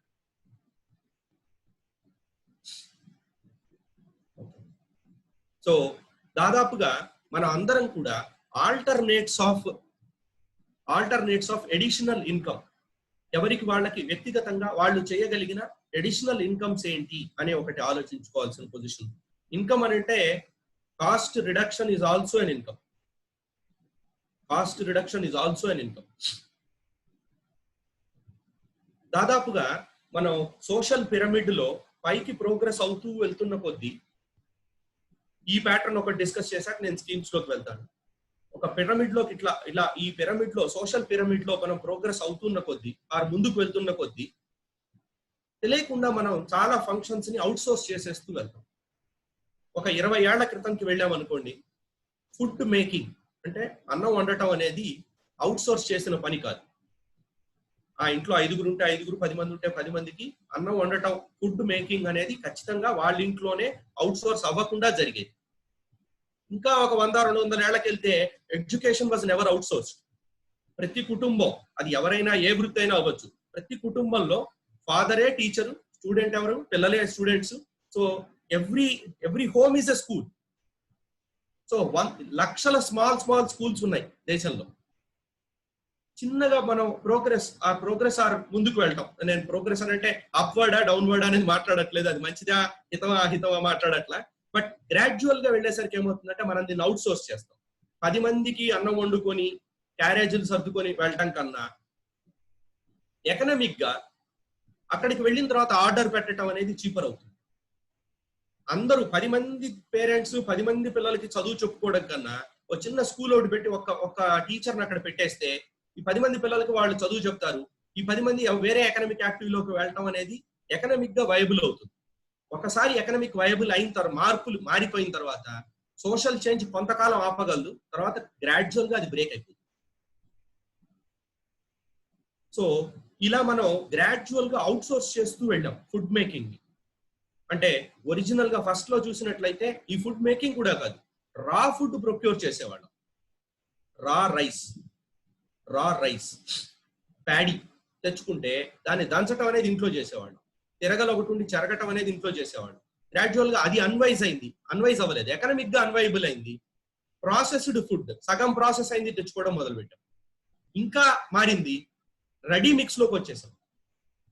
Ready mix just నీళ్లు పోస్తే దోశ వచ్చేస్తుంది. ఇంకా అన్వైబుల్ అయిపోయింది, అసలు ఫుడ్ మేకింగ్ ఆపేసి మనం బయట నుంచి పర్చేస్ చేయడానికి వెళ్ళిపోయింది. కొంతవరకు కల్చరల్ సోషల్ బ్యారియర్స్ అనేవి కొంతవరకు ప్రివెంట్ చేయొచ్చు, ఆపచ్చు. But by and large economics is the important factor. 4 రోజులు నష్టం వచ్చింది అనుకోండి, ఆటోమేటిక్ గా మనిషి తర్వాత దాని పరిస్థితిని మార్చేస్తారు. Okay, now if we are receding back due to COVID, gradual గా అవుట్ సోర్సింగ్ అనేది తగ్గుతుంది ప్రతి యాక్టివిటీలో. సో ఈ ప్రతి యాక్టివిటీలో అవుట్ సోర్సింగ్ అనేది తగ్గినప్పుడు maybe cost cutting, processing chain లో ఇప్పుడు నా ఇన్కమ్ ని నేను పెంచుకోవాలి, నేనేం చేయగలను, నేను క్లాసెస్ చెప్పగలను, సంబడి విల్ డూ దట్. ఒకళ్ళు ఏం చేస్తారు, they cannot increase their income. అలాంటప్పుడు they will reduce their expenditure. అంటే ప్రాసెస్డ్ ఫుడ్ బదులు అన్ప్రాసెస్డ్ ఫుడ్ తెచ్చుకొని ఆ తిరగలతో దాన్ని ఇంకోటి చేయటమో, దంచటమో, దాన్ని ఇంకో బాగు చేసుకోవటమో అనేది వాళ్ళ ఇంట్లో చేసుకుంటే ఆ కాస్ట్ చైన్ మిగులుతూ ఉంటుంది. దీనివల్ల కూడా ఎకనామిక్ ఇంపాక్ట్ అనేది చాలా వరకు వస్తుంది. నౌ మనం కోవిడ్ ప్రభావం ఆర్థిక పరిస్థితుల మీద, సోషల్ యాక్టివిటీస్ మీద ఎలా రాబోతున్నాయి అనే దాన్ని డిస్కస్ చేస్తున్నాం. దీని మీద ప్రభుత్వం ప్రకటించిన ప్యాకేజెస్, అట్లానే మనకి various relief measures are economic package, ఇలాంటి వాటి గురించి మనకి ఏ రకంగా ఉన్నాయి, దీని మీద చాలా హీటెడ్ డిస్కషన్ నడుస్తోంది. ఒక మైండ్ బ్లోయింగ్ నెంబర్ 20 లక్షల కోట్ల ప్యాకేజ్ దేశ ప్రధాని ప్రకటించడం జరిగింది. 20 లక్షల కోట్లు అంటే చాలా పెద్ద నెంబర్. అది మన దేశ బడ్జెటే 29 లక్షలు, అంటే 30 లక్షలు అనుకున్నామంటే దాదాపు అందులో 66-70% దాకా ఉన్న ప్యాకేజ్. ఇది ఎకనామిక్ ప్యాకేజా, రిలీఫ్ ప్యాకేజా, దీని మీద చాలా చర్చ నడుస్తోంది. అంటే ఎలానూ మనకి ఇవ్వాల్సిన డబ్బు ప్రభుత్వం మనకిస్తోంది, అది కొత్త మనీ కాదు, ఆర్ ప్రభుత్వం తన సొంత డబ్బుగా తీసివ్వట్లేదు అనే డిస్కషన్. వీటిని ఎలా అర్థం చేసుకోవాలి? ముందు సైకలాజికల్ గా కూడా మనం ఒక విషయాన్ని ఎలా అర్థం చేసుకుంటాం అనే సైకాలజీ బట్టి మనం దాన్ని ఎలా అన్వయించుకుంటాం అనేది కూడా మారిపోతుంది.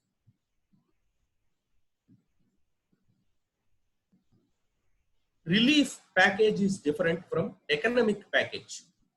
రిలీఫ్ ప్యాకేజ్ అంటే ఏంటంటే ఒకళ్ళకి ఇస్తున్న సహాయం, అంటే ప్యూర్ గా డబ్బులు ఇచ్చేసేయటం. నష్టం వచ్చింది, ఇప్పుడు ఏదో ఒక డ్రాటో ఫ్లడ్ ఇంకోటో వచ్చినప్పుడు రిలీఫ్ అంటే గవర్నమెంట్ ఒక మనీని డైరెక్ట్ మనీ ట్రాన్స్ఫర్ స్కీమ్ లాగా డైరెక్ట్ గా ఎవరైతే నష్టపోయారో వాళ్ళకి డబ్బులు ఇవ్వటం. ఇది చాలా లోకలైజ్డ్ ప్రాబ్లం కి, చాలా ఎక్స్ట్రీమ్ గా ఉన్న ప్రాబ్లం కి ఈ రిలీఫ్ ప్యాకేజెస్ అనేవి తప్పనిసరి చేస్తారు కూడా. బట్ దేశాన్ని కాదు, ప్రపంచాన్ని కుదేలు చేసిన కోవిడ్ లాంటి దానికి రిలీఫ్ ప్యాకేజ్ ఇవ్వటం అనేది అంత తేలిక విషయం కాదు. అంటే రిలీఫ్ అని అంటే ఏంటంటే అచ్చంగా ఫ్రీగా మనీని ఇచ్చేసేయటం, సహాయంగా ఇవ్వటం. అంటే మన ఎలక్ట్రిసిటీ బిల్లు కట్టాలి, దాన్ని మాఫీ చేయటం, మన వడ్డీ కట్టాలి, వడ్డీని మాఫీ చేయటం, లేదా అందరికీ తలా 10,000 15,000 ఒక జీవన భృతి పెన్షన్ కిందో లేకపోతే ఇంకొక హౌస్ హోల్డ్ యాక్టివిటీస్ ని ఇవ్వటం కోసం ఇచ్చేయటం. That is relief. Now the name of this Atmanirbhar Abhiyan is not a relief package, it is an economic package. మనం దీన్ని ఎకనామిక్ ప్యాకేజ్ దృక్పథంతోనే చూడాలి. దీన్ని రిలీఫ్ ప్యాకేజ్ అనుకుంటే ఖచ్చితంగా డిసప్పాయింట్ అవుతాం. ఎందుకు డిసప్పాయింట్ అవుతాం అంటే అంత రిలీఫ్ లేదు అని ఫీల్ అవుతాం. సో ఇందులో రిలీఫ్ కొంత ఉన్నది, మళ్ళీ ఆ రిలీఫ్ ఎంత ఉన్నది, మొత్తం 20 లక్షల కోట్లలో 2.5 లక్షల రిలీఫ్ ప్యాకేజ్ అని చెప్పి నిన్న మొన్న ఎకనామిక్ టైమ్స్ లోనో ఎక్కడ వచ్చింది. 3 లక్షల దాకా ఉన్నదని, 5 లక్షల దాకా ఉన్నది రిలీఫ్, మిగతాదంతా ఓన్లీ అడ్జస్ట్మెంట్స్ అని. ఇక్కడ ప్రాబ్లం ఏంటంటే మనం అందరం before we go in to the package and discuss that what is government అనే దానిని కొంత మనం ఆలోచించాలి. గవర్నమెంట్ తనంతట తానుగా ఇవ్వటానికి గవర్నమెంట్ దగ్గర అసలు ఏ మనీ ఉండదు, అసలు అది అసంభవం. ఎందుకంటే గవర్నమెంట్ మనలాగా ఏ పని చేయట్లా. కొంతవరకు పబ్లిక్ ఎంటర్ప్రైజెస్ ఉన్నా అది పేరుకి తప్ప అవి కూడా ఒక రకంగా ప్రైవేట్ గా దాని వరకు దానికి ఇండిపెండెంట్ బిజినెస్ యాక్టివిటీలో ఉన్నట్టే. So whatever money that the government gives, it has to get it in the form of taxes. అంటే ఏ ప్రభుత్వం ఏ స్కీమ్ ఇచ్చినా, సెంట్రల్ గవర్నమెంటా, స్టేట్ గవర్నమెంటా, ఇండియన్ గవర్నమెంటా, ఫారిన్ గవర్నమెంటా కాదు, ఏ ప్రభుత్వం ఏ స్కీమ్ ఇచ్చినా ఫండమెంటల్ గా అది తన సబ్జెక్ట్స్ దగ్గర నుంచి వసూలు చేసిన ట్యాక్సెస్ మనీనే ఇవ్వగలదు. Okay, so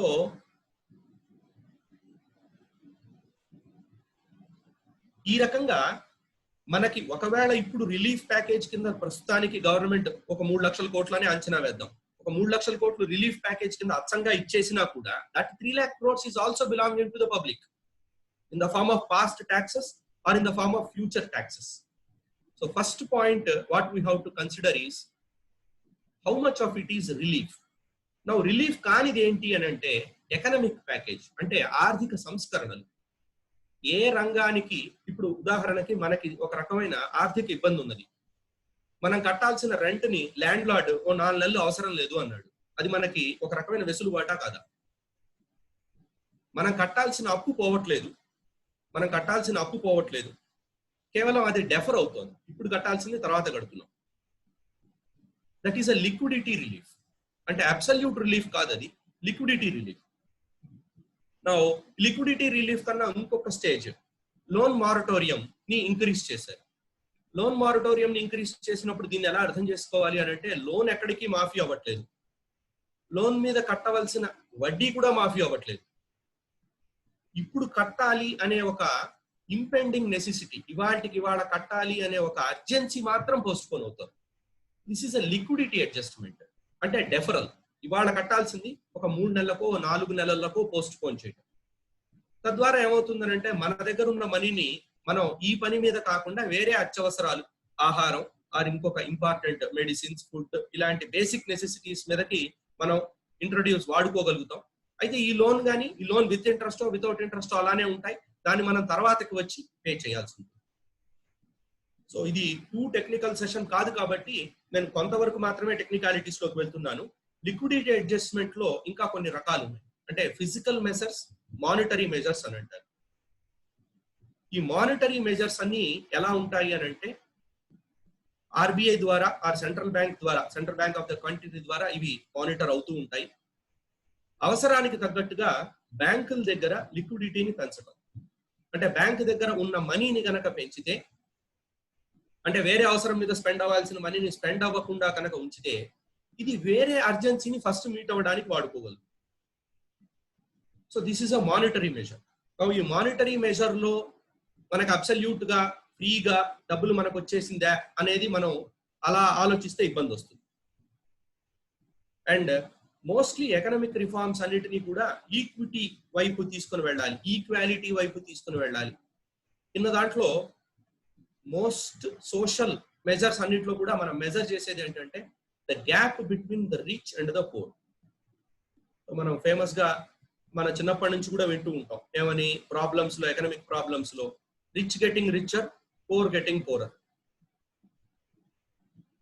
rich getting richer, poor getting poorer అనే దానికి చాలా, ఇది ఈ మాట చెప్పక్కర్లేదు ఎందుకంటే అందరికీ అది చాలా ప్రాచుర్యంలో ఉన్న పదం.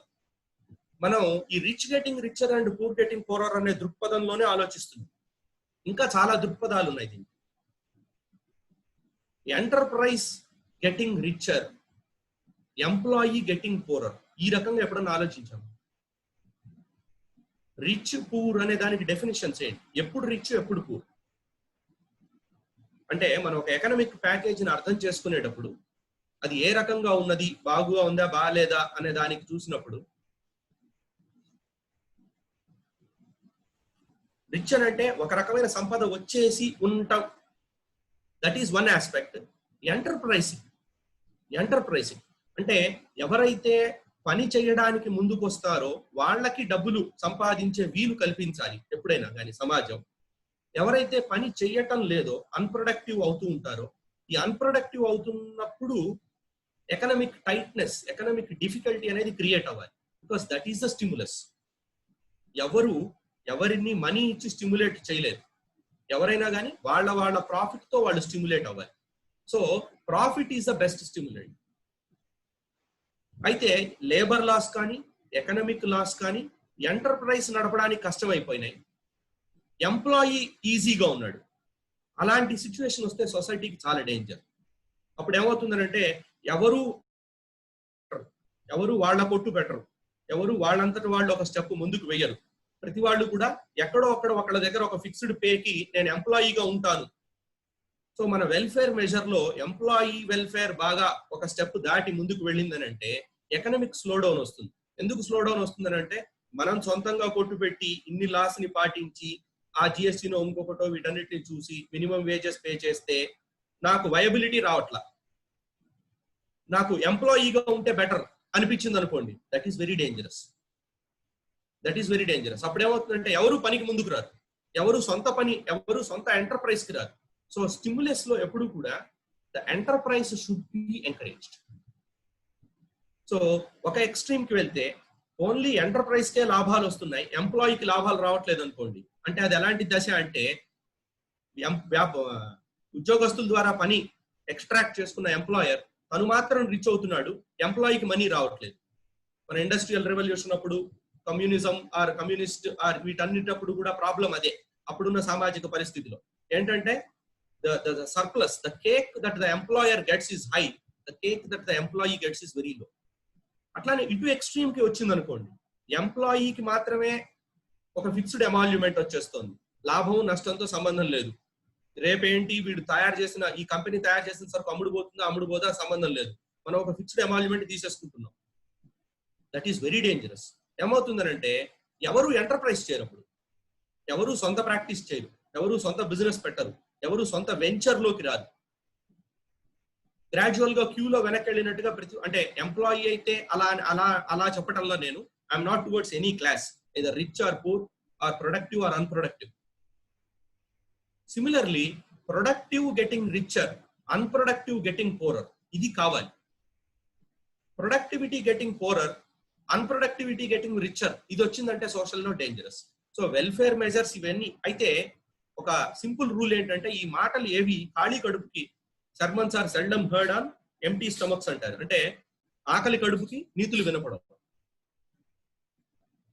ఈ రూల్ ఎప్పుడు కూడా బేసిక్ నెసెసిటీస్ అప్లై చేయకూడదు. అంటే మైగ్రెంట్ లేబర్ వెళ్తున్నారు, వాళ్ళకి ఫుడ్ కావాలి, food is a first priority. ఇంకా అందులో ఎలాంటి వాదోపవాదాలు లేవు. అట్లానే ఒక లిమిట్ దాటిన విద్య, వైద్యం, అలానే ఒక రకమైన ఓల్డ్ ఏజ్, డిసేబిలిటీస్ ఆర్ ఇంకొక రకంగా prevented by some other natural cause అన్నప్పుడు then beyond economics the help, the welfare or the reach shall go. ఈ ఎక్సెప్షన్స్ ని పక్కన పెడితే మిగతాది ఎప్పుడు కూడా the reward should be linked to the work.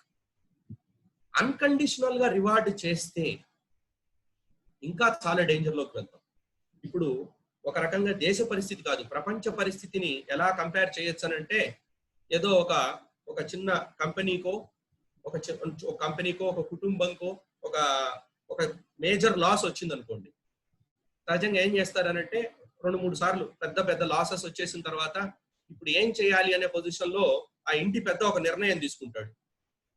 మనకున్న ఒకే ఒక ఆస్తి, మేజర్ ఆస్తి, మన ఇల్లు అలాంటి పెద్దదాన్ని కూడా అమ్మేసి, బికాస్ అందరూ బతకడం ఇంపార్టెంట్, అందరికీ ఫుడ్ రావటం ఇంపార్టెంట్, అందరికీ ఉపాధి రావటం ఇంపార్టెంట్. సో మనం దీన్ని అమ్మేసి అయినా సరే అందరినీ ఎకనామిక్ యాక్టివిటీలో పెడతాము అని అంటాం. సో మోస్ట్ ప్రెషస్ అసెట్ ఏదైతే ఉందో దాన్ని కూడా తీసేసి పెద్ద పెద్ద కంపెనీస్ ఇలాంటి నిర్ణయానికి వస్తాయి. సో మన సినిమాల్లో కూడా చూపించేటప్పుడు ఎమోషనల్ గా అక్కడ నుంచి సార్ అది మనం కొన్న ఫస్ట్ బిల్డింగ్ సార్ అంటే no problem sell it off, ముందు అందరు నిలబడ్డం ఇంపార్టెంట్ అని. ఒక రకంగా దేశ పరిస్థితి, ప్రపంచ పరిస్థితి కూడా అలాంటివే. ఇప్పుడు మనం ఈ 20 లక్షల కోట్లు ఈ ప్యాకేజీ దీన్ని మనం ఎలా అర్థం చేసుకుంటాం, ఎలా తీసుకుంటాం, ఎలా వాడతాం, ఆ ప్రభుత్వం ఎలా వాడుతుంది అనేది ఎట్లాంటిదంటే ఇది చాలా రిస్కీ పని. దేశంకు ఉన్న కోర్ క్యాపిటల్ ని తీసుకొచ్చి ముందు పెట్టిన దాంతో సమానం. అయితే అది చెయ్యక తప్పదు. నా ఇందులో చేసిన రూపాయిలో కనుక misutilisation or misappropriation or ineffective application, misappropriation అంటే ఏదో మాలఫైడ్, మోసం, కరప్షన్, అది ఎంత డేంజరస్, ఇన్ఎఫెక్టివ్ అప్లికేషన్ ఇంకా ఎక్కువ dangerous.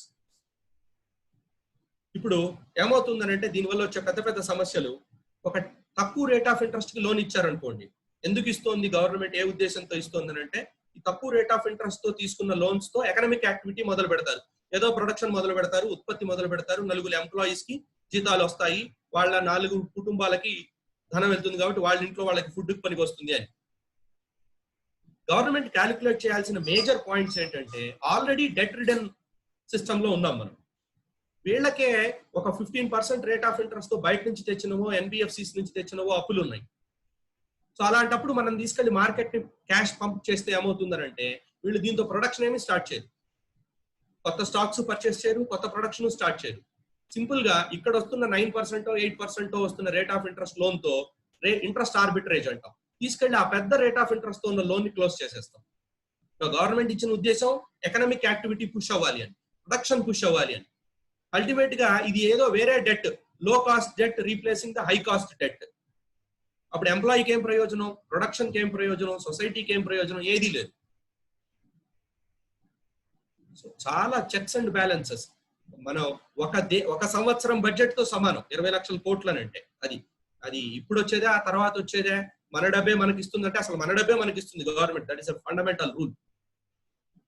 So therefore production boosting measures ఏవైతే ఉన్నాయో దాన్ని చాలా జాగ్రత్తగా గవర్నమెంట్ మానిటర్ చేయాల్సిన అవసరం ఉంది. అదర్వైజ్ ఇందాక చెప్పినట్టుగా పర్సనల్ గా ఉన్న వేరే అప్పులు కానివ్వండి, లేదా కార్పొరేట్స్ గానే తీసుకున్న హయ్యర్ డెట్స్ కి ఇది సబ్స్టిట్యూట్ అయిపోయింది అని అంటే మనకి 130 crores పాపులేషన్ ఉన్న దీని మీద ఊరికే జస్ట్ లైక్ దట్ అయిపోతుంది.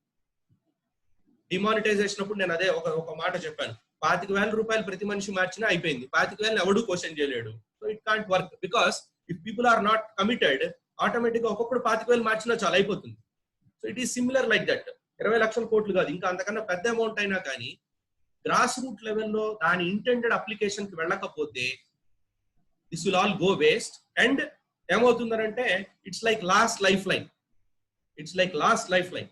దీని తర్వాత ఈ లైఫ్ లైన్ తో అనుకున్న మెజర్ బెనిఫిట్ కనుక రాకపోతే నెక్స్ట్ టైం కి గవర్నమెంట్ దగ్గర ఏది ఉండదు, ట్యాక్స్ వేసి వసూలు చేయడానికి బిజినెస్ ఉండదు, ఆ ways to raise the debt or international markets లో మనీ రైజ్ చేయడానికి డెట్ రైజ్ చేసే ఆ పాసిబిలిటీస్ ఉండవు. So therefore this package shall be understood in its true perspective.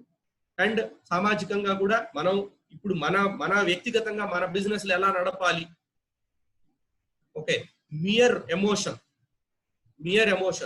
Rush of adrenaline తో ఏం అవ్వదు. అంటే మనం నడుస్తున్న బిజినెస్ ని మనం చేసే విధంగానే ఇంకా బాగా ముందుకు తీసుకెళ్ళాలి is a wrong thing.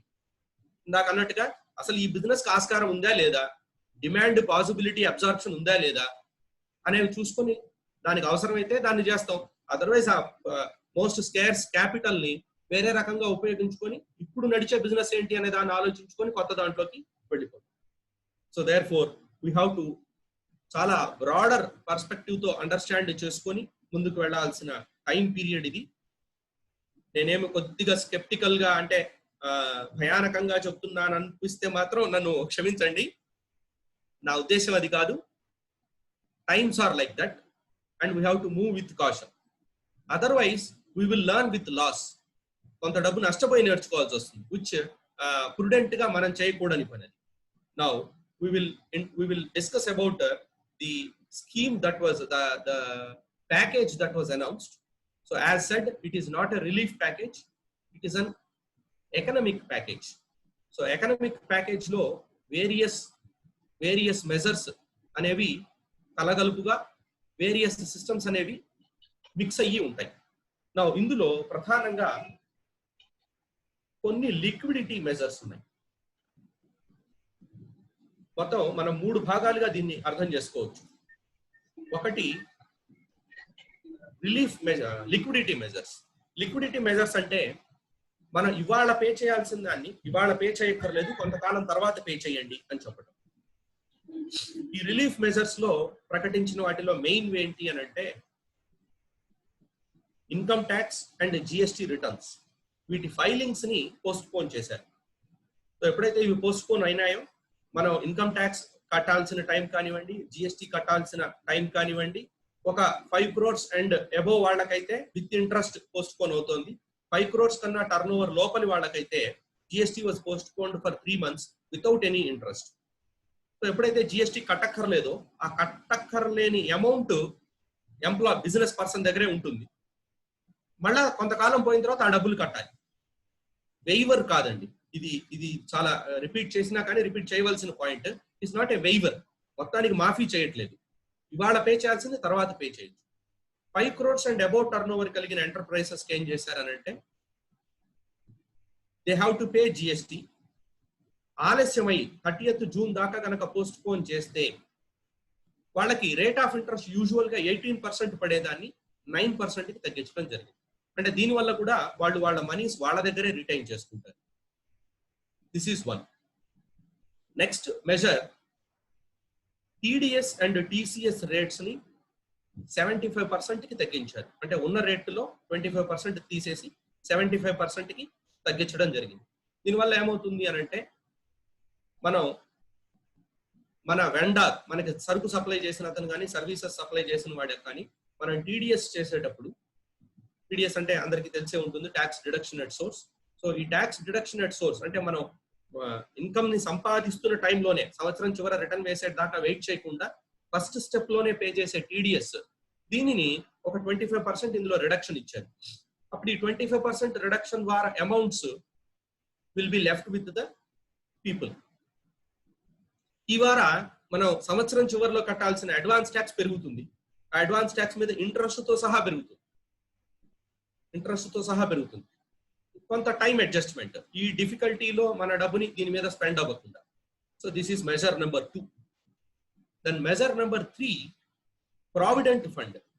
Provident fund కి సంబంధించి ముఖ్యంగా 3 మార్పులు తీసుకొని రావడం జరిగింది. కొన్ని ఎలిజిబుల్ ఇన్స్టిట్యూషన్స్ కింద డిక్లేర్ చేసి, అంటే 100 people కన్నా తక్కువ ఉన్న వాళ్ళవి, 100 people కన్నా తక్కువ ఉన్న పిఎంజికేపీ, ప్రధాన్ మంత్రి గరీబ్ కళ్యాణ్ యోజన కింద ఫస్ట్ 3 months కి ప్రావిడెంట్ ఫండ్ అంటే ఎంప్లాయర్ దగ్గర నుంచి ఒక 12%, ఎంప్లాయీ దగ్గర నుంచి ఒక 12% డిడక్ట్ చేసి ప్రావిడెంట్ ఫండ్ లో డిపాజిట్ చేస్తాం. ఈ డిపాజిట్ చేసిన ప్రావిడెంట్ ఫండ్ ఇది ఒక రకమైన సేవింగ్, అందరికీ తెలిసిందే పిఎఫ్. సో ఈ ప్రావిడెంట్ ఫండ్ అనే సేవింగ్ తర్వాత ఎంప్లాయీకి రిటైర్మెంట్ బెనిఫిట్ కింద వస్తుంది. 15,000 కన్నా జీతం తక్కువ ఉండి ఆ ఎంటిటీ 100 employees కన్నా తక్కువ ఉండి ఎలిజిబిలిటీ నామ్స్ ని సాటిస్ఫై అయితే ఈ 6 months ప్రావిడెంట్ ఫండ్ ని గవర్నమెంటే పే చేస్తుంది. అంటే ఇది అబ్సల్యూట్ గా రిలీఫ్, ఎకనామిక్ ప్యాకేజ్ కాదు, ఇట్స్ రిలీఫ్ ప్యాకేజ్. అంటే డైరెక్ట్ గా మనీ ఇచ్చేయటం. నౌ అంతకన్నా పెద్ద సంస్థలు అయితే, అంటే ఈ ఎలిజిబిలిటీ నామ్స్ లోకి రాక 100 employees కన్నా ఎక్కువ మంది ఉన్న దగ్గర ఏమవుతుందనంటే ప్రావిడెంట్ ఫండ్ ని 12% ఇస్ అ ప్రావిడెంట్ ఫండ్. అంటే ఎంప్లాయర్ ఒక 12% of the base of the salary, employee ఒక 12% of the salary provident fund లోకి డిపాజిట్ చేస్తాం.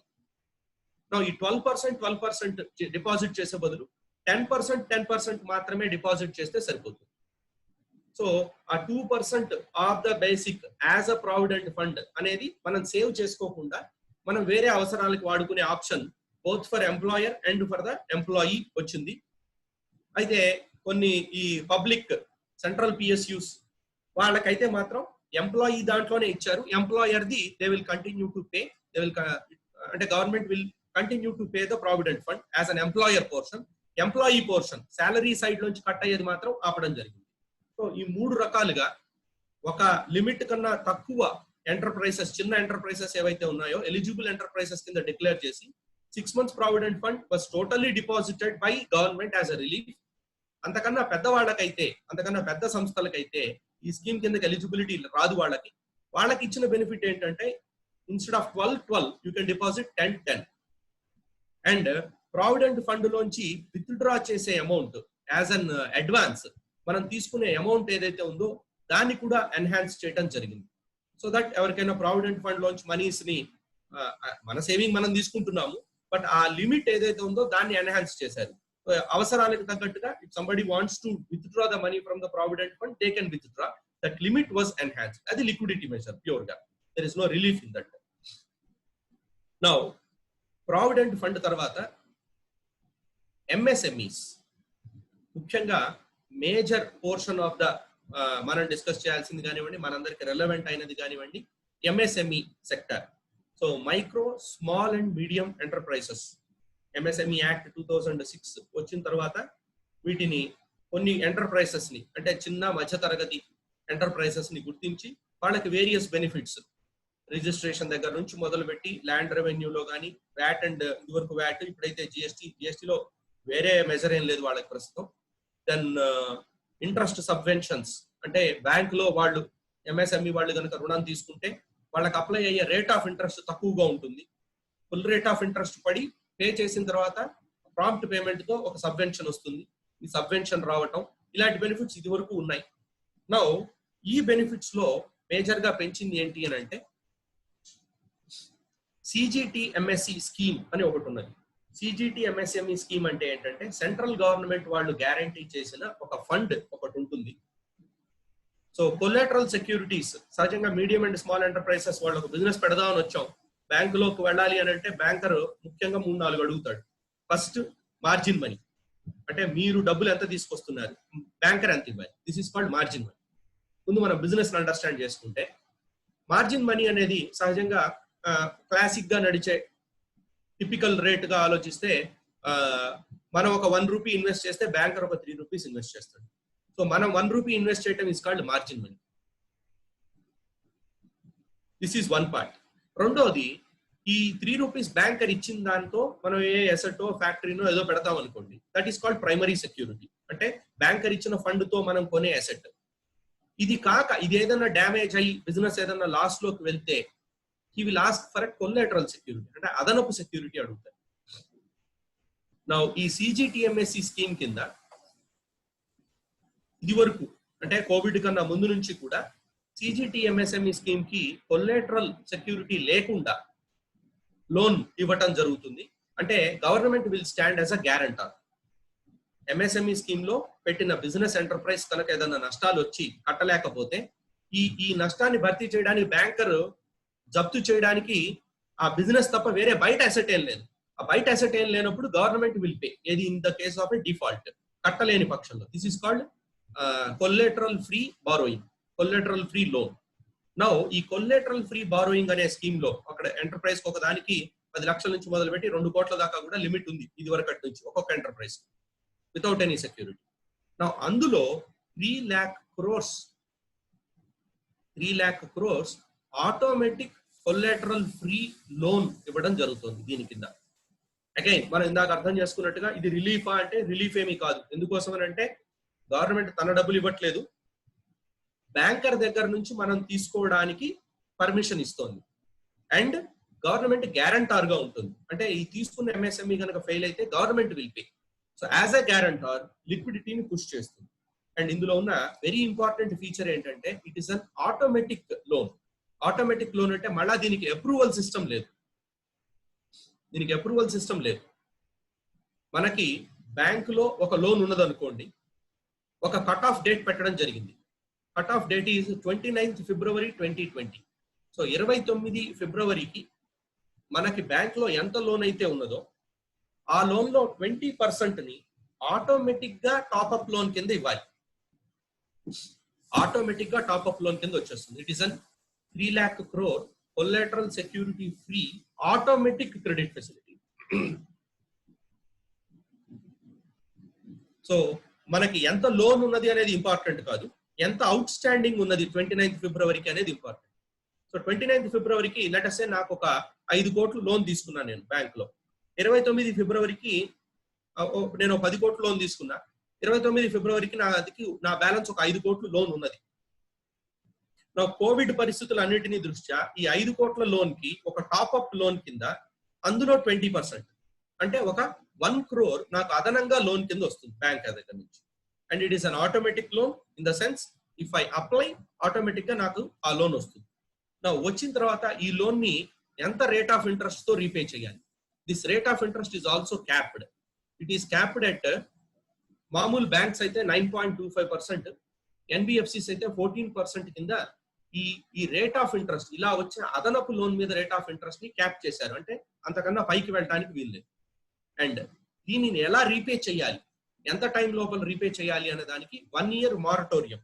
అంటే 1 year మనం ఇన్స్టాల్మెంట్ కట్టక్కర్లేదు, ఇంట్రెస్ట్ కంటిన్యూ అవుతూనే ఉంటుంది. అది మనందరం గుర్తుపెట్టుకోవాలి, ఇంట్రెస్ట్ కంటిన్యూ అవుతుంది. బట్ ఇన్స్టాల్మెంట్ 1 year పాటు కట్టక్కర్లేదు. అండ్ ఆఫ్టర్ 1 year 3 years మనం రీపే చేస్తాం. అంటే మొత్తం మీద ఒక 4 years పాటు ఇది మనకు అదనపు లిక్విడిటీ మన బిజినెస్ లో ఉంటుంది. ఇది అందరి ఎంఎస్ఎంఈస్ కి, లోన్ ఆల్రెడీ తీసుకున్న వాళ్ళకి. ఇంకా ఈ స్కీమ్ లో ఉన్న ఇంకొక పెద్ద ప్లస్ పాయింట్ ఏంటంటే ఇది వరకు ఎంఎస్ఎంఈ కింద రిజిస్టర్ అవ్వకపోయినా పర్లా, ఇది వరకు ఎంఎస్ఎంఈ కింద రిజిస్టర్ అవ్వని వాళ్ళకి కూడా ఎంఎస్ఎంఈ నామ్స్ లోపల ఉంటే కనుక వీళ్ళ లోన్ లిమిట్ 25 crores కన్నా లోపు ఉన్న వాళ్ళందరూ కూడా పర్మిషన్ ఉంది. సో వాళ్ళు ఎంఎస్ఎంఈ కింద రిజిస్టర్ అవ్వకపోయినా సరే ఇప్పుడు రిజిస్టర్ అవ్వచ్చు. 25 crores కన్నా లోన్ ఎక్స్పోజర్ తక్కువ ఉంటే 29th ఫిబ్రవరి 2020 నాడు బ్యాంక్ లో ఎంత లోన్ ఉందో ఆ అవుట్ స్టాండింగ్ అమౌంట్ మీద 20% అడిషనల్ లోన్ కింద ఇవ్వడం జరుగుతుంది. ఈ అడిషనల్ లోన్ కి we need not provide any collateral security. Government will stand as a central government will stand as a guarantor. Adi dani valla vache advantage. And the rate of interest is subsidized and we are getting a moratorium period of 1 year and the repayment is another 3 years. Total tenor is 4 years. దీని మీద major money MSME గా ప్రకటించిన packages 3 అండి. Major గా PF మీద 3 discuss చేసాం, liquidity 3 discuss చేసాం. MSME కి ప్రకటించిన 3 మేజర్ గా ఏంటంటే ఒకటిది 3 lakh crores of package collateral సెక్యూరిటీగా బ్యాంక్ ఇవ్వటం అనేది. నౌ దీని వల్ల దాదాపుగా ఒక 45 లక్షల యూనిట్లు దీన్ని అవైల్ చేసుకోగలుగుతాయి. నౌ సెక్యూరిటీ పోర్షన్ మాట్లాడాం. రెండో పోర్షన్ ఏంటంటే ఎంఎస్ఎంఈకి లోన్ తీసుకోవడానికి మేజర్ ప్రాబ్లం మార్జిన్ మనీ ఉండదు. అంటే తను పెట్టాల్సిన 25% 30% బ్యాంకర్ చెప్పిన మార్జిన్ మనీ తీసుకొస్తేనే బ్యాంకర్ తను ఇవ్వాల్సిన 75 or 70% లోన్ అనేది ఇస్తాడు. నౌ ఈ ఎంఎస్ఎంఈ యూనిట్ దగ్గర మార్జిన్ మనీ లేదు. ఈ మార్జిన్ మనీ లేనప్పుడు తను కొలాటరల్ సెక్యూరిటీ గురించి మాట్లాడాం, అయిపోయింది. మార్జిన్ మనీ లేకపోవడం వల్ల కూడా లోన్స్ రైజ్ చేయలేం. ఈ మార్జిన్ మనీ కోసం ఒక స్కీమ్ ని ప్రవేశపెట్టడం జరిగింది. దాని స్కీమ్ ఎక్స్పోజర్ వచ్చేసరికి 20,000 crores తో సబార్డినేటెడ్ డెట్. సబార్డినేటెడ్ డెట్ అంటే ఏంటంటే ఎగ్జాంపుల్ కి నేను ఒక ప్రాజెక్ట్ తయారు చేశాను. ఏదో ఒక చిన్న అగరబత్తి తయారు చేసే యూనిట్ లేదా పేపర్ కోన్స్ తయారు చేసే యూనిట్ ఒకటి తయారు చేశాను ప్రాజెక్ట్. ఆ ప్రాజెక్ట్ లో నాకు ఒక 50 లక్షలు కావాలి. నేను బ్యాంకర్ దగ్గరికి వెళ్ళి లోన్ అప్లై చేస్తే బ్యాంకర్ ఒక 40 lakhs నేను ఇస్తాను, you have to invest 10 lakhs అన్నాడు. సో నాకు 40 లక్షలు అప్పు వస్తుంది, కానీ నా సొంత డబ్బు 10 లక్షలు పెట్టాలి. నా దగ్గర ఈ 10 లక్షలు కూడా లేవు. ఇలాంటి వాళ్ళ కోసం ఒక స్కీమ్ ఏంటంటే FOF అంటే ఫండ్ ఆఫ్ ఫండ్స్ అంటారు. ఫండ్ ఆఫ్ ఫండ్స్ అంటే ఏంటంటే దీన్ని మదర్ ఫండ్ డాటర్ ఫండ్ అని పిలుస్తారు. అంటే మూలంగా కార్పస్ గా ఒక ఫండ్ ఉంటుంది. ఈ కార్పస్ గా ఉన్న ఫండ్ లో గవర్నమెంట్ కొంత డబ్బులు ఇన్వెస్ట్ చేస్తుంది. ఇప్పుడు ఈ స్కీమ్ లో అయితే 10,000 crores ఇన్వెస్ట్ చేస్తున్నారు.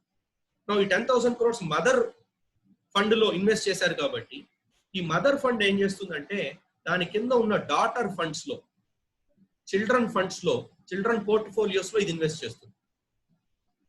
ఆ రకంగా ఆల్రెడీ గవర్నమెంట్ ఒక 10,000 crores ఇచ్చింది కాబట్టి వీళ్ళు డైరెక్ట్ మనీ, మామూలు మార్కెట్ ఆపరేషన్స్ ద్వారా వీళ్ళు మనీ రైజ్ చేయొచ్చు. అట్లా వీళ్ళు ఒక 50,000 crores దాకా వీళ్ళు రైజ్ చేయొచ్చు. బికాస్ గవర్నమెంట్ ఒక 10,000 crores ఇచ్చింది కాబట్టి. So 10,000 crores given by government will become 50,000 crores at the daughter level or the second level. Now ఈ 50,000 crores ఏం చేస్తారనంటే, ఎవరైనా ఎలిజిబుల్ ఎంఎస్ఎంఈ నడుపుకునే అతనికి మార్జిన్ మనీ లేకపోతే ఆ ఎంటర్ప్రైజ్ ఓనర్ కి, ఆ ఎంటర్ప్రెన్యూర్ కి, ప్రమోటర్ కి అప్పుగా ఇస్తారు. ఇది అతనికి అప్పు. ఈ అప్పుని అతను బ్యాంకర్ దగ్గర తన మార్జిన్ మనీగా చూపించుకోవచ్చు. ఆ పర్మిషన్ ఇవ్వడం జరిగింది. So this is called subordinated debt. ఆ ఫస్ట్ గవర్నమెంట్ ఇచ్చిన దాన్ని సీనియర్ డెట్ అంటారు, దీన్ని సబార్డినేటెడ్ డెట్ అంటారు. అంటే ఒక ఎంఎస్ఎంఈ కింద నేను ముందుకు వస్తే నా దగ్గర కొలాటరల్ సెక్యూరిటీ లేదు, నా సొంత మనీ, మార్జిన్ మనీ కూడా లేదు. నేను మార్జిన్ మనీని ఈ ఎఫ్ఓఎఫ్ స్కీమ్ కింద, ఫండ్ ఆఫ్ ఫండ్స్ స్కీమ్ కింద నేను గవర్నమెంట్ దగ్గర నుంచి అప్పుగా తీసుకుంటా. అది నా పర్సనల్ లెవెల్లో అప్పు, నా ఇండివిజువల్ బుక్స్ ఆఫ్ అకౌంట్స్ లో అప్పు. అది నేను దాన్ని తీసుకొచ్చి మార్జిన్ మనీ కింద చూపించి బ్యాంకర్ కి చూపించి, అంటే ఆర్టిఫిషియల్ గా చూపించి కాదు, పర్మిటెడ్ దట్ ఈస్. సో దాన్ని మార్జిన్ మనీ కింద చూపించి బ్యాంక్ నుంచి అసలు ఫైనాన్స్ తీసుకొస్తాను. ఓకే, ఈ రకంగా ఒక 20,000 crores ఈ సబార్డినేటెడ్ డెట్ కింద పెట్టడం జరిగింది.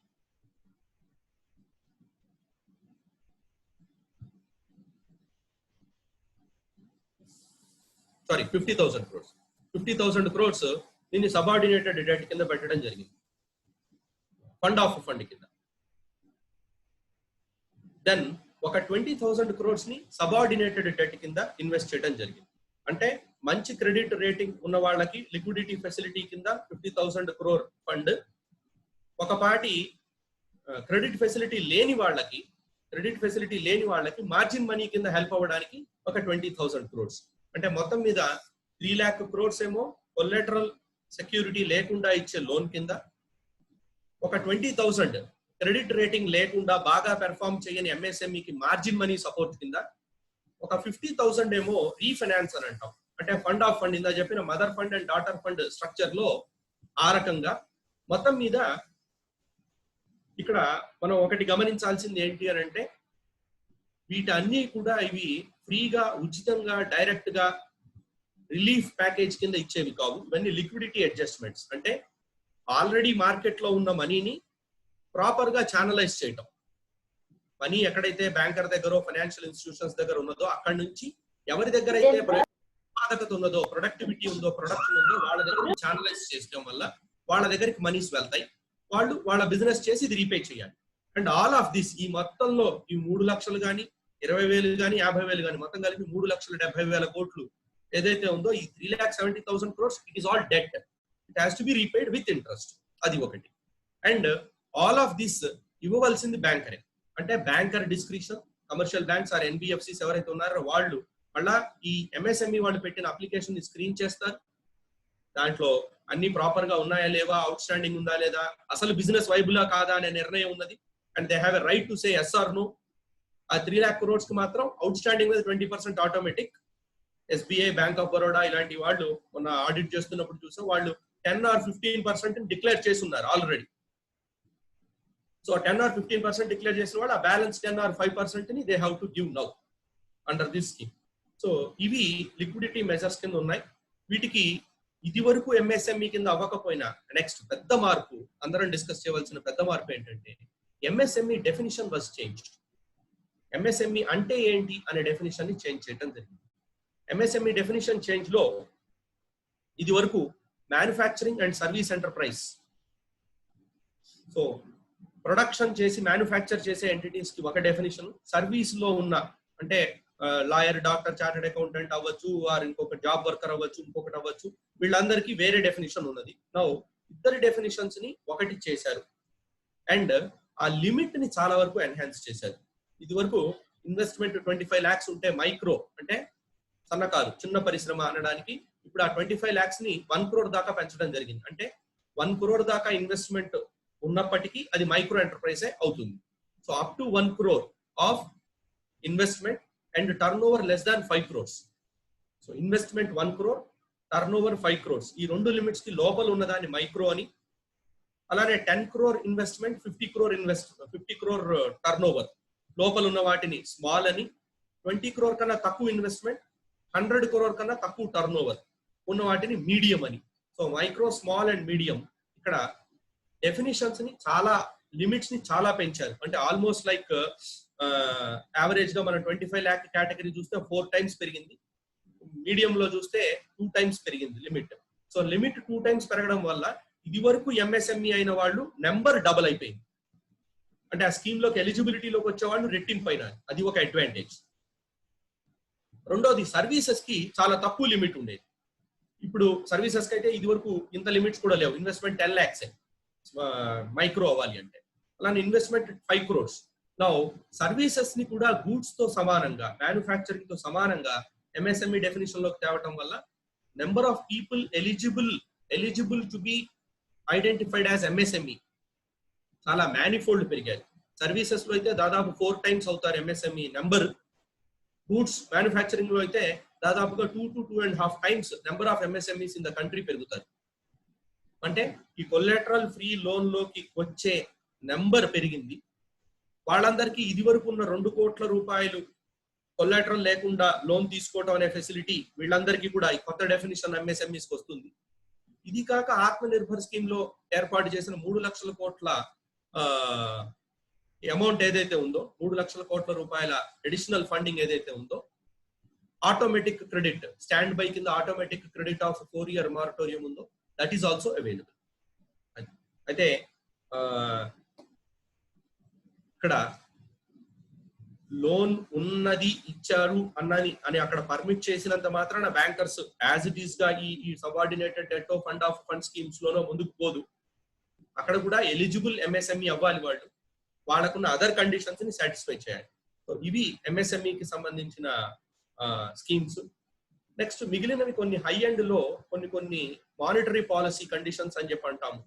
Monetary partial credit guarantee scheme అని, అలానే లాంగ్ టర్మ్ రెపో రేట్ తో, అంటే ఒక బ్యాంకర్ ఆర్బీఐ దగ్గర నుంచి ఎంత డబ్బులు అప్పు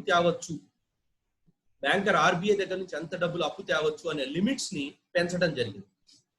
దీనివల్ల ఏమవుతుందంటే బ్యాంకర్ ఆర్బీఐ దగ్గర నుంచి 1 లక్ష కోట్ల దాకా ఇప్పుడు అదనంగా ఇది వరకు ఉన్న దాని మీద వేరియస్ పార్షియల్ క్రెడిట్ స్కీమ్ అని కానివ్వండి, ఎల్టీఆర్ఓ కింద 1 లక్ష కోట్లు కానివ్వండి, ఇలా ఆర్బీఐ చేసిన మెజర్స్ వల్ల బ్యాంకర్ అప్పు ఇవ్వడానికి వీలైన ఫండ్ దాదాపుగా 9 లక్షల కోట్లు పెరుగుతుంది ఈ మొత్తం ప్యాకేజ్ వల్ల, వేరియస్ స్టెప్స్ వల్ల, మానిటరీ ప్యాకేజ్, మానిటరీ పాలసీస్ వల్ల. సో దీనివల్ల ఉపయోగం ఏంటి అని అంటే బ్యాంకులోకి వచ్చే ఫండ్ పెరుగుతుంది. బ్యాంకులోకి ఫండ్ ఎక్కడి నుంచి వస్తుంది? ఆర్బీఐ దగ్గర నుంచి అప్పు కిందే వస్తుంది, లేదా ఎన్బిఎఫ్సిస్ నుంచి సెక్యూరిటీస్ ని వాటిని పర్చేస్ చేస్తే వస్తుంది. తద్వారా వాళ్ళకి secondary market operations or primary market operations లో బ్యాంకర్ ఫండ్ ఎన్బిఎఫ్సిస్ కి వెళ్తుంది. ఎన్బిఎఫ్సి నుంచి మళ్ళీ మైక్రో అండ్ స్మాల్ ఎంటర్ప్రైజెస్ కి ఇవ్వడానికి వీలుగా ఉంటుంది. సో ఈ అప్పు ఇవ్వమని చెప్పాం, బానే ఉంది. అప్పు ఇవ్వడానికి బ్యాంకర్ దగ్గర డబ్బులు ఉండాలి కదా. సో బ్యాంకర్ దగ్గర డబ్బులు వాళ్ళు ఫండ్ రైజ్ చేయడానికి వీలుగా ఉండేట్టుగా మానిటరీ పాలసీ కండిషన్స్ లో ఒక 9 లక్షల కోట్లని pumping of the fund into the bank, అంటే న్యూ మనీ సెంట్రల్ గవర్నమెంట్ ఇవ్వడం కాదు, మార్కెట్ లోంచి వివిధ రెపో కానివ్వండి, లాంగ్ టర్మ్ రెపో దాని కింద కానివ్వండి, అలానే వీటి కింద స్టాండర్డ్ మార్జినల్ ఫెసిలిటీ అంటాం, అది కాకుండా లాంగ్ టర్మ్ రెపో రేట్ కింద పెగ్ చేసుకొని ఆర్బీఐ దగ్గర నుంచి ఫండ్ ని బ్యాంకర్స్ తెచ్చుకోగలుగుతాయి. ఈ తెచ్చుకున్న డబ్బుల్ని ఎలా వాడాలి అని అంటే they have to invest in prescribed securities. ఖచ్చితంగా ప్రిస్క్రైబ్డ్ సెక్యూరిటీస్ లో ఇన్వెస్ట్ చేయడం వల్ల మనీ ఆ సెక్యూరిటీస్ లోకి వస్తుంది. ఆ సెక్యూరిటీస్ లోకి రావడం వల్ల ఆ సెక్యూరిటీ ఇష్యూ చేసింది ఎవరంటే ఒక ఎన్బిఎఫ్సి ఆర్ ఒక మైక్రో ఫైనాన్స్, ఒక ఎంఎఫ్ఐ ఆర్ లేకపోతే ఇంకొక కమర్షియల్ బ్యాంక్, వీళ్ళలోకి ఫండ్ రావటం వల్ల డౌన్ ద లైన్ అది మళ్ళా ఎంఎస్ఎంఈ వాళ్ళకి, వ్యాపారస్తులకి వస్తుంది. సో ఆ రకంగా అక్కడ ఒక సుమారుగా ఒక 9 లక్షల కోట్లు మార్చడం జరిగింది.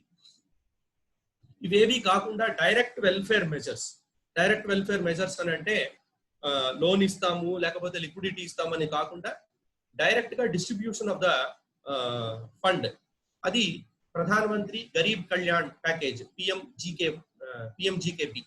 ఈ పిఎంజికేపీ కింద ఒక 1,70,000 కోట్లకి రిలీఫ్ ప్యాకేజ్, అంటే హెల్త్ వర్కర్స్ కి ఇన్సూరెన్స్, ఒక 5 kgs wheat or rice per person for 3 months, ఒక ప్రతి హౌస్ హోల్డ్ కి ఒక kg దాకా పల్సెస్ ఇవ్వటం కానివ్వండి, ఉమెన్ జన్ ధన్ యోజనలో వాళ్ళ మనీస్ లో డిపాజిట్ చేయటం, గ్యాస్ సిలిండర్స్ ఫ్రీగా ఇవ్వటం కొంతది.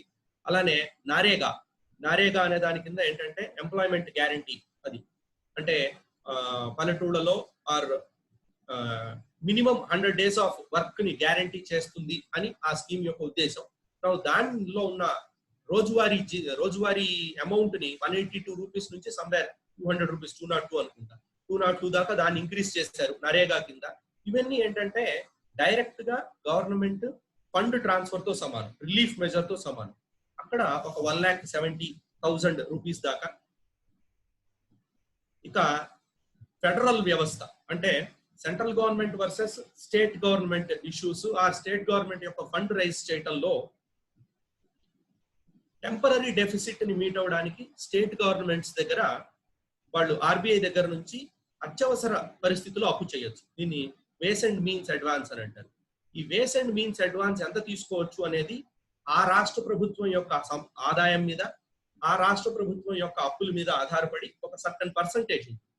అంటే అంత పర్సంటేజ్ దాటి అప్పు చేయడానికి వీల్లేదు రాష్ట్రాలు. రాష్ట్రాలు ఎంతవరకు అప్పు చేయొచ్చు అనే లిమిట్ ని ఎన్హాన్స్ చేశారు. వేస్ అండ్ మీన్స్ అడ్వాన్సెస్ ని రాష్ట్రాల లెవెల్లో 60% కి ఎన్హాన్స్ చేయడం జరిగింది. ఇది వరకు ఉన్న దాని మీద ఒక 60% ఎక్స్ట్రా మనీస్ రాష్ట్రాలు వాళ్ళ అవసరాలు మీట్ అవ్వడం కోసం ఆర్బీఐ దగ్గర నుంచి అప్పు తెచ్చుకోవచ్చు. ఓకే, తద్వారా ఏమవుతుందంటే రాష్ట్ర ప్రభుత్వాలకి ఫండ్ పెరుగుతుంది. రాష్ట్ర ప్రభుత్వాల దగ్గర ఫండ్ పెరిగిందని రాష్ట్ర ప్రభుత్వాలు వేరుగా వాళ్ళకి కావాల్సిన దానికోసం వాడచ్చు. ఇది కాక ఎకనామిక్ రిఫార్మ్స్ తో లింక్ చేసి కొన్ని ఫండ్స్ అంటే రాష్ట్రాలకు వెళ్ళటానికి అన్కండిషనల్ గా ఒక 0.5% ఇచ్చి ఒక 4 రిఫార్మ్స్ చెప్పారు. పవర్ ఒకటి, 1 నేషన్ 1 రేషన్ కార్డ్ అనే 1 నేషన్ 1 రేషన్ కింద ఇలా ఒక 4 రిఫార్మ్స్ ని గనక చేసినట్లయితే మళ్ళా ఇంకొక ఫండ్, ఇవన్నీ కూడా లోనేనండి, ఏవి డైరెక్ట్ గా ఫ్రీగా ఇచ్చే మనీస్ ఏమి కావు ఏవి. ఈ రకంగా ఏంటంటే ఎక్కడికక్కడ అట్ ద టాప్ ఎంత ఫండ్ అప్పివ్వడానికి అవైలబుల్ గా ఉంటుంది అనే దాన్ని ఇంక్రీజ్ చేస్తూ రావటం. ఇంకొక మేజర్ 90,000 కోట్లు ఎక్కడికి వెళ్ళింది అని అంటే 90,000 crores, nearly 1 lakh crores discoms కి వెళ్ళింది. సో ఈ పవర్ డిమాండ్ బాగా తగ్గిపోయింది ఈ పీరియడ్ లో. సహజంగా ఎలా ఉంటుందంటే పవర్ డిస్ట్రిబ్యూషన్ కంపెనీస్ వాళ్ళు అవైలబిలిటీ బేస్డ్ టారిఫ్ లో ఉంటారు. అంటే వాళ్ళు పవర్ జనరేట్ చేసినంత, ఎన్టీపీసీ ఇలాంటి ఎంటిటీస్ పవర్ జనరేట్ చేసింది కనుక ఈ పవర్ డిస్ట్రిబ్యూట్ చేసే కంపెనీస్ డిస్కామ్స్ కనుక తీసుకోకపోతే they have to pay penalty. Because వీళ్ళు తీసుకుంటారని వాళ్ళు తయారు చేస్తూ ఉంటారు, తయారీ ఆపటం కుదరదు. సో ఈ రకంగా వీళ్ళు పవర్ కంపెనీస్ కి పే చేయాల్సిన అమౌంట్స్ 90,000 కోట్లకి దాటి 94,000 కోట్ల దాకా వెళ్ళటం జరిగింది. ఈ పవర్ డిస్ట్రిబ్యూషన్ కంపెనీస్ అప్పుల్లో ఉన్నాయి ఇప్పుడు. అండ్ వీళ్ళు ఎవరికి ఇవ్వాలి అప్పులు అంటే పవర్ జనరేటింగ్ కంపెనీస్ కి ఇవ్వాలి. సో వీళ్ళు కనుక మనీస్ పే చేయకపోతే పవర్ జనరేటింగ్ కంపెనీస్ క్రైసిస్ లోకి వెళ్తాయి. ఇలా వెళ్లకుండా ఒక 90,000 కోట్లు ఈ డిస్కామ్స్ కి అప్పు ఇవ్వడం జరుగుతుంది. పవర్ ఫైనాన్స్ కంపెనీస్ ఉంటాయి, పిఎఫ్సిస్, ఆర్ఈసీస్ అంటారు. వాటి ద్వారా ఈ డిస్కామ్స్ కి అప్పు ఇప్పిస్తున్నారు 90,000 కోట్లు. వీళ్ళు ఈ 90,000 కోట్ల అప్పు తీసుకొని వీళ్ళ బకాయిలు చెల్లిస్తారు. వీళ్ళ బకాయిలు చెల్లించడం ద్వారా ఈ ఫండ్ పవర్ జనరేటింగ్ కంపెనీస్ కి వెళ్తుంది. So that cycle will run. So ఈ రకంగా ఒక 5 పిల్లర్స్ ని మనకి ఈ స్కీమ్ కింద ఈ మొత్తం ప్యాకేజ్ ఆఫ్ ఆత్మనిర్భరతాని కింద తీసుకోవడం జరిగింది. 5 పిల్లర్స్ ఏవైతే మనకి ఫస్ట్ రోజు చెప్పడం జరిగిందో, ఈ 5 పిల్లర్స్ ఆర్ ఎకానమీ అంటే overall demand supply gap, infrastructure, real estate కి కూడా కొన్ని ఇంపార్టెంట్ అనౌన్స్మెంట్స్ ఉన్నాయి. దెన్ ఇన్ఫ్రాస్ట్రక్చర్ లాగానే system, demography and demand. So ఈ 5 ని పిల్లర్స్ కింద తీసుకొని ఈ 5 పొజిషన్స్ లోను కొంత వచ్చేట్టుగా ఒక్కొక్క దాంట్లో కొంత అలొకేషన్ చేసుకుంటూ వచ్చారు. మెయిన్ గా మనందరికి రిలేట్ అయ్యి మనందరికి కనెక్ట్ అయ్యే విషయంగా చెప్పాలి అని అంటే ఈ ఎంఎస్ఎంఈకి చెప్పిన 3 lakh crores of automatic loan, 20,000 crores of subordinated debt, 50,000 crores of FOF, ఈ 3 మనకి మేజర్ గా ఎంఎస్ఎంఈకి ఉపయోగపడేవి. మిగిలినవన్నీ కూడా ఇండైరెక్ట్ గా ఎంఎస్ఎంఈకి ఉపయోగపడతాయి. ఇది ఎట్లా ఉంటుందని అంటే ఇందాక చెప్పినట్టుగా ఎకానమీ ఎప్పుడు సైలోగా పనిచేయదు, అది ఒక కాప్ వెబ్ లాగా ఉంటుంది. మొత్తం మీద ఎక్కడ మనం ఇంపాక్ట్ ఇచ్చినా అది మిగిలిన అన్నిటినీ ఇంపాక్ట్ చేస్తుంది. సో బ్రాడ్ గా స్కీమ్స్ ఈ రకంగా ఉన్నాయి. మనం ఒక రకమైన అన్నోన్ ఫ్యాక్టర్ ని అప్రోచ్ అవుతున్నాం. ఎగ్జాక్ట్ గా దీని ఇంపాక్ట్ ఈ రకంగా ఉంటుంది, ఇంత డిమాండ్ కాంట్రాక్షన్ వస్తుంది, ఇంత ఇన్ఫ్లేషన్ వస్తుంది అని ఇవాళ అంచనా వేసే పొజిషన్ లో ప్రపంచ ఆర్థిక వ్యవస్థలు లేవు. దేశ ఆర్థిక వ్యవస్థ కూడా ఎంత నష్టం రాబోతుంది అని అంచనా వేసే పొజిషన్ లేవు. బికాస్ మన దగ్గర అంత మెట్రిక్స్ కూడా లేవు. ఎలా చేయాలి అనేది చాలా డిఫికల్ట్. అండ్ ఒక రకంగా చెప్పాలంటే ఎప్పుడు మనకి ఇది చెప్తారు, నది ప్రవహించటం ఏ కారణం వల్ల అయినా ఆగింది, మళ్ళా ప్రవహించింది అనుకోండి, ఈసారి అదే దోవలో వెళ్ళదు, వేరే దోవలో వెళ్తుంది. ఓకే, అంటే కొంత రీఆర్గనైజ్ అయిపోతుంది.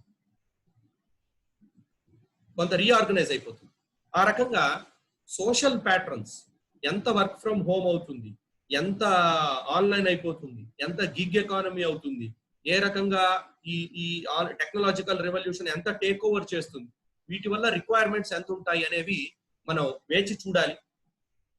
కాషస్ గా ఒక రకమైన కమిటెడ్ డిమాండ్, అంటే మనకు ఒక సేల్ ఆర్డర్ కమిట్ అయిన తర్వాత మనం ఆ బిజినెస్ లో అంత ప్రొడక్షన్ కి వెళ్ళటం అనేది safe way to deal, rather than to produce and to stock and then to go fast. అయితే కొంతమందికి అవకాశం ఉండదు కొన్ని ఇండస్ట్రీస్ ని బట్టి. ఇప్పుడు రియల్ ఎస్టేట్ ఉందనుకోండి, 2 బుక్ అయితే 2 కడతాను, 3 బుక్ అయితే 3 కడతాను అన్నది కుదరదు. అది రకంగా పులి మీద స్వారీ లాంటిది. కుదరకపోయినా వీ హ్యావ్ టు కన్స్ట్రక్ట్ అంటే. బట్ కొన్ని ఇండస్ట్రీస్ కి they can upscale and downscale their production. వాటి బట్టి జాగ్రత్తగా కాషస్ గా చూస్తూ చేయాలి.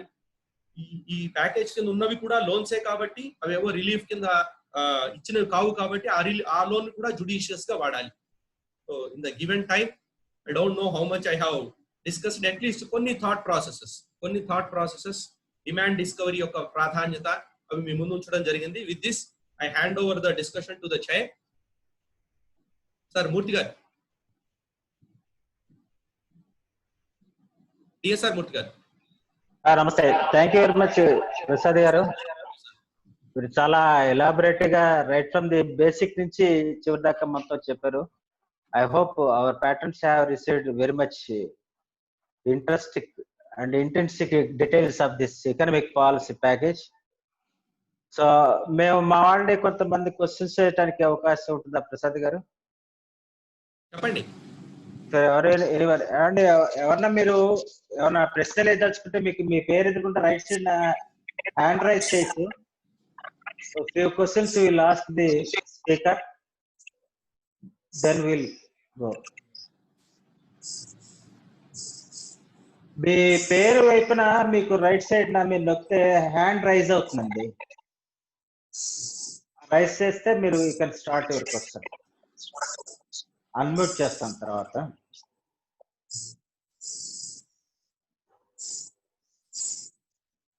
రామ్ కుమార్ గారు.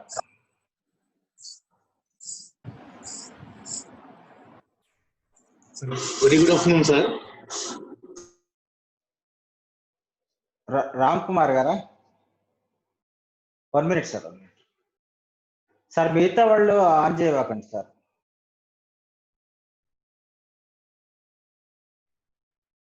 ఓకే సార్, రామ్ కుమార్ గారు మీరు స్టార్ట్ చేయండి. Sir, actually you have elaborately explained about the urbanized education pattern, in particular with the schools and educational levels. Then there is 65% of population still living in rural segments. But whereas the evolutionary methods that may take place are what are all necessary in rural segments, particularly in government sector, that I think there is a gap and which is to be needed more elaborately, sir.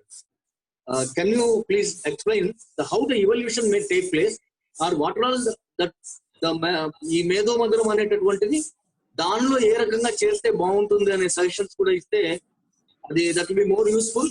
Because ఇప్పుడు మీరు చెప్పిన 2వ point లోకి వచ్చేటప్పటికి office space ఇవన్నీ కూడా ఎలాగైతే మనకి రిడక్షన్ వస్తుందో, అలాగే ఈ వర్క్ ఫ్రమ్ హోమ్ ప్యాటర్న్ లో మనం ఆర్గనైజేషన్ నుంచి కూడా middle level towns, lower level towns లోకి మనం ఎలాగైతే స్విచ్ ఓవర్ అయ్యి మనం అక్కడి నుంచి కూడా వర్క్ చేసుకోగల అవకాశం వస్తుందో, సో ఇక్కడ మనకి అక్కడ కావాల్సినటువంటి ఇన్ఫ్రాస్ట్రక్చర్స్ ని గవర్నమెంట్ కూడా ఏ రకంగా దృష్టి పెట్టాల్సి ఉంటుంది, పాలక వర్గాలు ఏ రకంగా దృష్టి పెట్టాల్సి ఉంటుంది, దానికి ఏ రకమైనటువంటి ఇన్ఫ్రాస్ట్రక్చర్స్ క్రియేట్ చేయాల్సి ఉంటుంది.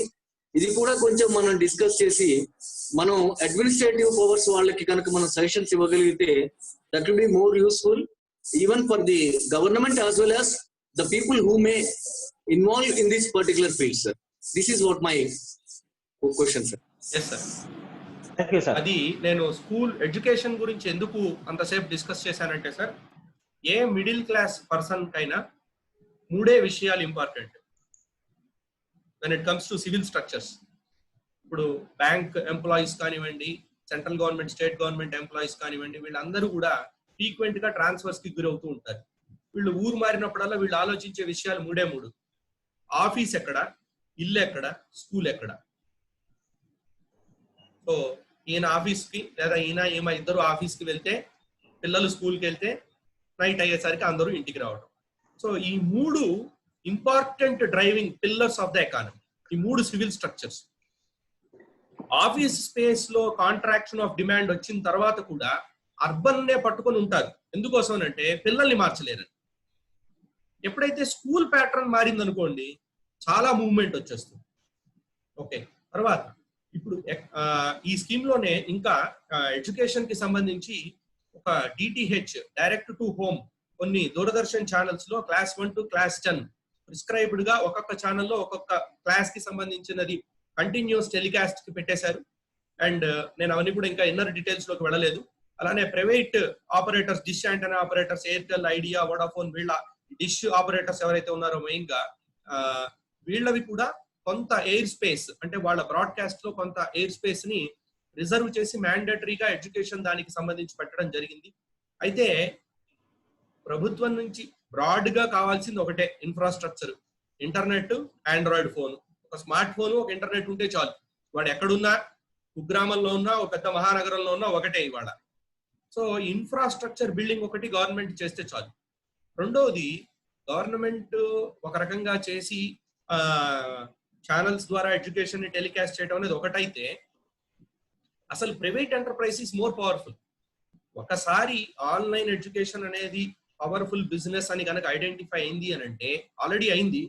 Number of business people they go in to this online education mode, they will be huge. Number of people వెళ్తారు. ఇప్పుడు బిఎస్ఎన్ఎల్ ఫోన్ గవర్నమెంట్ నడిపినంత కాలం ఎన్ని ఉన్నాయి, ఒకసారి దాన్ని ప్రైవేటైజ్ చేసి ఓపెన్ చేశాక దాదాపు ప్రతి పర్సన్ చేతికి మొబైల్ ఫోన్ వచ్చేసింది.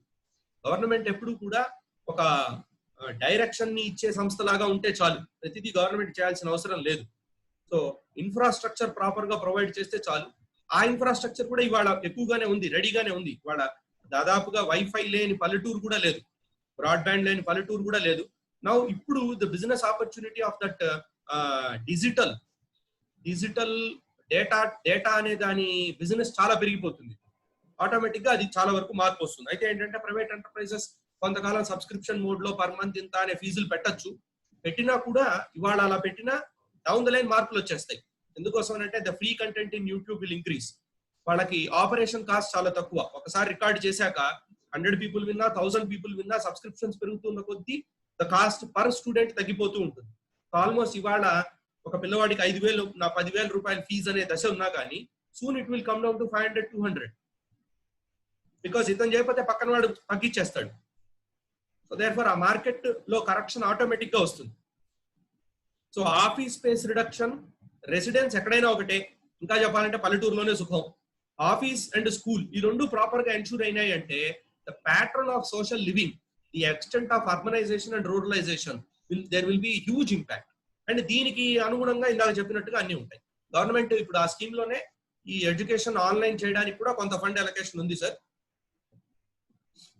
Okay sir, thank you very much. Next Kudumula Ashok sir, నమస్తే. Hello,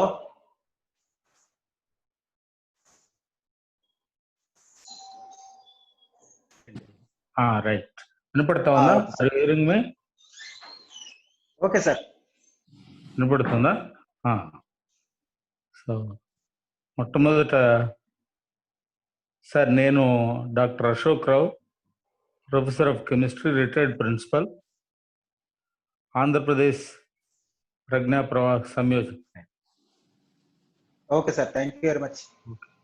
thank you. నేను మీకు కూడా మెసేజ్ పెట్టున్నాను ఇంతకుముందు. అవునా సార్? ఇప్పుడు గుర్తుపెట్టానండి, నా పేరు డిఎస్ఆర్ మూర్తి. తెలుసండి, మనం అక్కడ విజ్ఞాన విహార్లో బయటకు sir. Okay sir. Okay sir, ఈ స్టార్ట్ సార్ ఫస్ట్ శివప్రసాద్ గారికి శివప్రసాద్ ధన్యవాదాలు. చాలా విపులంగా మాతృభాషలో వచ్చినటువంటి మార్పుల గురించి వివరించారు. అయితే సార్, ఈ ఎడ్యుకేషన్ సిస్టంలో మీరు చెప్పినట్టు పల్లెటూరులో ఇట్లా ఉండొచ్చు, కానీ ఇంటర్నెట్ కనెక్షన్ ఇవన్నీ, కానీ utilization of services, internet services ఇవన్నీ కూడా ఇంకా డెవలప్ కాలేదు. పైపెచ్చు ఈ కోవిడ్, ఈ కరోనా వల్ల నా అనుభవం ఏంటంటే మనకి ప్రయోజనం అనుకుంటున్నాం మన దేశానికి. వినపడట్లా సార్? ఈ కరోనా ఎఫెక్ట్ వల్ల, ఈ కరోనా. హలో సార్ వినపడుతుందా? చెప్పండి చెప్పండి, ఇప్పుడు వినపడుతుంది. ఈ కరోనా ఎఫెక్ట్ వల్ల either for good or country in the world going to be benefited in our country అని అనుకుంటున్నాను. ఖచ్చితంగా. ఎందుకంటే ఈరోజు పర్యావరణం ప్యూరిఫికేషన్ అయింది. మీరు చెప్పినట్టు ఫుడ్ మెటీరియల్స్ లో ఇప్పుడున్న జనరేషన్ ఈ జింక్ ఫుడ్ కి అలవాటు పడ్డారు. ఇప్పుడు ప్రశాంతంగా అవన్నీ మానేసి ఇంటి దగ్గర కూర్చొని మీరు ఏదైతే చెప్పారో వంట చేయడం, దీనికి అలవాటు పడ్డారు. ఇప్పుడు బయట ఆర్డర్ ఇవ్వడం లేదు, ఇక్కడ అలవాటు పడ్డారు. ఇది హెల్త్ పాయింట్ ఆఫ్ వ్యూలో చాలా శ్రేష్టమైన ప్రక్రియ అని అనుకుంటున్నాం. అదే కంటిన్యూ అయితే, ఈ కండిషన్సే, ఈ లాక్డౌన్ కండిషన్స్ కొంత రిలీఫ్ ఇచ్చి కంటిన్యూ అయితే చాలా బెనిఫిట్ జరుగుతుంది అని నా అభిప్రాయం. రాబోయేటువంటి తరాలు కేవలం సూచన మాత్రమే, క్వశ్చన్ ఏం లేదు. చాలా వివరంగా వివరించారు మీరు మాత్రం. ఈ MSME is explained by you in very good fashion. And also you told me one important sentence. It is not a relief budget, it is a economic budget. That is correct. Relief ఇచ్చినట్టయితే మనం చూస్తూనే ఉన్నాం పేపర్లో. ఈ వెనుజులా పరిస్థితి ఏమైంది? Relief ఇవ్వడం వల్ల టోటల్ గా అన్ని ఫ్రీగా ఇచ్చేస్తూ వచ్చేటప్పుడు, అట్లా ఈ ఫ్రీగా ఇవ్వడం వల్ల ఇంట్రెస్ట్ లేని మనీ మళ్ళా తిరిగి కట్టకపోవడం అనేది చాలా అన్యాయమైనటువంటి విషయం. తిరిగి కట్టడం ఎప్పుడైతే కండిషన్ ఇంపోజ్ చేస్తారో, మీరు చెప్పినట్టు స్థితి గతి అన్ని కూడా బాగుంటాయని మీరు చాలా విపులంగా విపులీకరించారు. నేను ప్రజ్ఞా ప్రవాహ వైపు నుంచి కూడా స్టేట్ వైడ్ కాన్ఫరెన్స్ కండక్ట్ చేస్తున్నాం. మిమ్మల్ని చెప్తున్నా, మళ్ళీ ఇన్వైట్ చేస్తాను. మిమ్మల్ని ఒక స్పీకర్ మళ్ళీ ఇన్వైట్ చేయాలండి. Thank you sir. తప్పకుండా Ashok garu, very very happy. మనం కలుద్దాం మళ్ళీ. నా నెంబర్ ఉంది, మీరు please be in touch with me sir. I will be in. Okay sir, thank you. దాంట్లో టేక్ అవే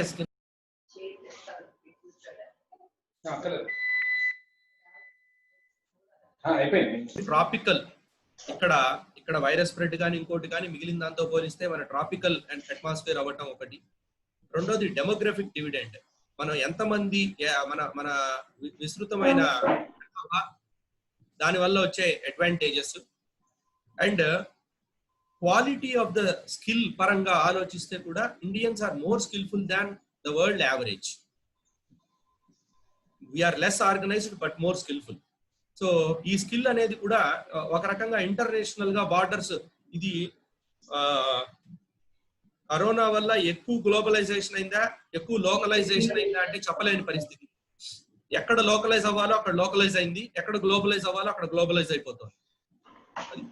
కొన్ని విషయాల్లోనేమో అసలు ఇంట్లోంచి బయటకు రాని పొజిషన్ అయిపోయింది, కట్టడి అయిపోయింది. కొన్ని పొజిషన్లోనేమో మనం డైరెక్ట్ గా మనకి దూరంతో సంబంధం లేకుండా ఎక్కడో ఫారెన్ వాడికి వచ్చిన ఇన్వాయిస్ టైప్ కొట్టే పని కూడా మనం చేసే పొజిషన్ అయిపోయింది. సో దీనికి మన కరోనాని టెక్నాలజీని కలిపి ఆలోచించాల్సిన పొజిషన్. అండ్ ప్రతి దాని ఇంపాక్ట్ ప్రతి దాని మీద ఉంటుంది. దీన్ని మనం first the economy, social, culture ఇవన్నీ కూడా చాలా ఇంటర్ట్వైన్డ్. మనం అనుకున్నట్టుగా కల్చర్ ఇండిపెండెంట్ గా ఎకనామిక్స్ కి సంబంధం లేకుండా కల్చర్ నిలబడదు ఎప్పుడు, ఖచ్చితంగా. అండ్ సైన్స్ కూడా ఎట్లాగంటే ఇప్పుడు లోకలైజ్డ్ సొల్యూషన్స్ ని కనిపెట్టడం అనేది సైన్స్ కి సంబంధించిన దాంట్లో మా పెదనాన్న గారు ఒక డెఫినేషన్ చెప్పారు. ఇంజనీరింగ్ అంటే ఏంటి అని అంటే applying science in the economic constraints అని చెప్పారు. అంటే ప్యూర్ సైన్స్ ని ఎకనామిక్ కన్స్ట్రైంట్స్ లో అప్లై చేయటమే ఇంజనీరింగ్ అంటే. So now there is a need to engineer because of economic situation. Yes sir. And ఈ టెంపరీ ఇబ్బందులు ఉన్నా కానీ రీస్టార్ట్ లో మనం భారతదేశం ముందుకెళ్ళినంత వేగంగా మిగిలిన దేశాలు వెళ్ళలేవు, ప్రొవైడెడ్ మనం ప్రాపర్ గా మానిటర్ చేసుకుంటే చాలా దూరం వెళ్తాం. ఒక క్వశ్చన్ డైరెక్ట్ గా పోస్ట్ అయింది సార్ ఇక్కడ నాకు. గిగ్ ఎకానమీ అయితే కోఆర్డినేషన్ ఎలా ఉంటుంది బిట్వీన్ ద గిగ్స్? ఇందాక అన్నట్లుగానేనండి, గిగ్ అనేది కూడా మనకి కొత్త పేరు పెట్టాం కానీ పాత కాన్సెప్టే, ఒక రకంగా పాత కాన్సెప్టే. ఎగ్జాంపుల్ కి నేను నా ఫోటోకాపియర్ పర్చేస్ చేయకుండా బయటకి ఫోటోకాపీకి పంపించి జాబ్ వర్క్ కింద ఒక 4 పేజీలు ఫోటోకాపీ తీయించుకొని వచ్చేస్తే నాకు ఫోటోకాపీయింగ్ సర్వీసెస్ వస్తున్నాయి, ఫోటోకాపియర్ లేదు నా దగ్గర. That is gig. అదే ఇప్పుడు మనం దాన్ని ఎగ్జాంపుల్ ని ఎక్స్పాండ్ చేసుకుంటూ పోతే ఇప్పుడు అది ఆ గిగ్ అనే కాన్సెప్ట్ ట్రాన్స్పోర్టేషన్ లోకి విపరీతంగా వచ్చేసింది, ఫుడ్ లోకి విపరీతంగా వచ్చేసింది, జాబ్స్ లోకి కూడా విపరీతంగా వచ్చేస్తుంది. That is the point. Now skill పరంగా the gig coordinator, the gig manager is a new profession. అద్భుతమైన జీతాలతో అది మేజర్ అవుతుంది. గిగ్ మేనేజర్ అవ్వటం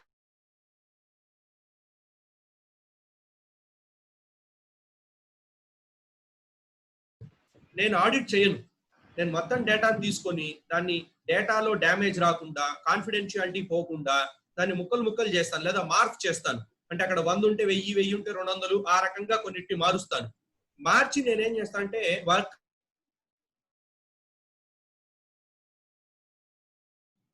అది ఎవరు పికప్ చేస్తారో తెలియదు. పికప్ అయిపోయి నా దగ్గర డేటా వచ్చేసిన తర్వాత నేను మళ్ళీ దాన్ని కొద్దిగా ట్వీక్ చేసుకొని మళ్ళీ నేను వాడుకోగలుగుతాను. So any soft skill, any soft work that can be done right from accounting. ఇప్పుడు BPO business process, APO business process, BPO చేసే ఆపరేషన్స్ అని ఒక రకంగా గిగ్గే అది. అయితే అక్కడ ఏమవుతుందంటే బల్క్ లో ఒక సంస్థకి ఇస్తున్నాం. ఇప్పుడు ఆ బల్క్ లో ఒక సంస్థకి ఇవ్వటం కూడా పోతుంది. అడ్వాన్స్డ్ సాఫ్ట్వేర్స్ వచ్చేస్తున్నాయి, డేటా మైనింగ్ సాఫ్ట్వేర్స్ వచ్చేస్తున్నాయి. ఇవన్నీ వచ్చేసిన తర్వాత ఏమవుతుందంటే అట్లీస్ట్ బల్క్ గా అమెరికన్ ఒకడు మెడికల్ ట్రాన్స్క్రిప్షన్ సర్వీస్ మొత్తం హైదరాబాద్ లో ఉన్న ఒక ఎంటిటీకి ఇచ్చాడు గంపగుత్తగా. అలా గంపగుత్తగా ఇవ్వాల్సిన అవసరం లేదు. ఇప్పుడు there is a good software which can simulate artificial గా వేరే మోడల్స్ చేస్తే చిన్న ముక్కల కింద అయిపోతుంది. ఒక్కొక్కడు తీసుకుంటారు. నాకు 10,000 గంటల పనున్నా నేను 2 రోజుల్లో చేయించగలుగుతాను if I'm able to contact 10,000 people at a time. నాకు 10,000 పీపుల్ ని ఫేస్బుక్ కానీ ఇంకో దాంట్లో కానీ కాంటాక్ట్ చేయగలిగే పవర్ ఉంటే, ఈ ముక్కల్ని 10,000 కింద బ్రేక్ డౌన్ చేసి మళ్ళా అసిమిలేట్ చేసుకోగలిగే టెక్నాలజీ ఉంటే నేను 10,000 అవర్స్ ఆఫ్ వర్క్ 1 డేలో సాధించగలుగుతాం. So how to manage the gig is a real business. అందులో చాలా కొత్త ప్రొఫెషన్స్ వస్తాయి. అందులో కూడా ఇండియా ఇస్ బెటర్ ప్లేస్డ్. చాలా బాగుందండి. క్వరీలో అదొకటే ఉంది. Okay sir. ఓకే సార్ చెప్పండి. శ్రీనివాస్ పాండే నంద్యాల నుంచి కూడా ఇన్వాల్వ్ అయ్యాను. Just information. Okay sir, thank you very much, most welcome. మొత్తం స్టేట్ వైడ్ చెప్పాను నేను. Very good sir. మీరు ఇట్నే కండక్ట్ చేస్తున్నాండి, నేను I can circulate to the state. Okay sir. ఇప్పుడు రేపు సండే కూడా మనం ఉంది, రేమెళ్ళ అవధాని గారిది ఉంది, రాకా సుధాకర్ గారిది ఉంది, అట్లా ఉన్నాయి. ఎవ్రీ సండే ఉంది. Thank you very much sir. So very good. చాలా బాగా మాట్లాడారు. మీ అందరి cooperation sir. Yes sir. Okay Prasad గారు, will close the session. Sir participate చేసిన అందరికి వెరీ మచ్ థ్యాంక్ యూ. మీరు ఆల్రెడీ లింక్ ఇచ్చామండి మీకు, దాంట్లో మీరు సబ్స్క్రైబ్ చేస్తే మాకు ఈమెయిల్, ఫోన్ నెంబర్ అవి ఇవ్వండి. సో అప్పుడు ఏంటంటే మేము will post the invitations to you regularly. WhatsApp ఉన్న నెంబర్ ఇవ్వండి దయచేసి, ఈమెయిల్ ఐడి ఇవ్వండి. సో మేము రెగ్యులర్ గా తర్వాత నెక్స్ట్ సండే కూడా ఎట్లాగో ఇంకో 6 months దాకా ఈ కోవిడ్ దీని ప్రభావంతో సోషల్ డిస్టెన్సింగ్ మెయింటైన్ చేయాలని ఇన్స్ట్రక్షన్స్ గా ఉంది. So there is no possibility of congregation anywhere to have activities అనమాట, కండక్ట్ దిస్ మీటింగ్. సో అందుకని మేము జూమ్ లోనే వెళ్దాం అనుకున్నాము. మీ అందరి యొక్క సహకారంతో, స్ఫూర్తితో తప్పనిసరిగా మేము నేషనల్ ఇష్యూస్ టేకప్ తీసుకొని దిక్కు తరఫున ఇట్లాంటి ముఖ్యమైన వ్యక్తుల ద్వారా కూడా మీకు చెప్తాము. వచ్చిన రవి కూడా ఉంటుంది. అందరికీ మంచిది. నేను నమస్కారం అండి. Thank you very much. We are closing this session. Thank you a lot for your kind cooperation. We expect the same in the future also. Very nice.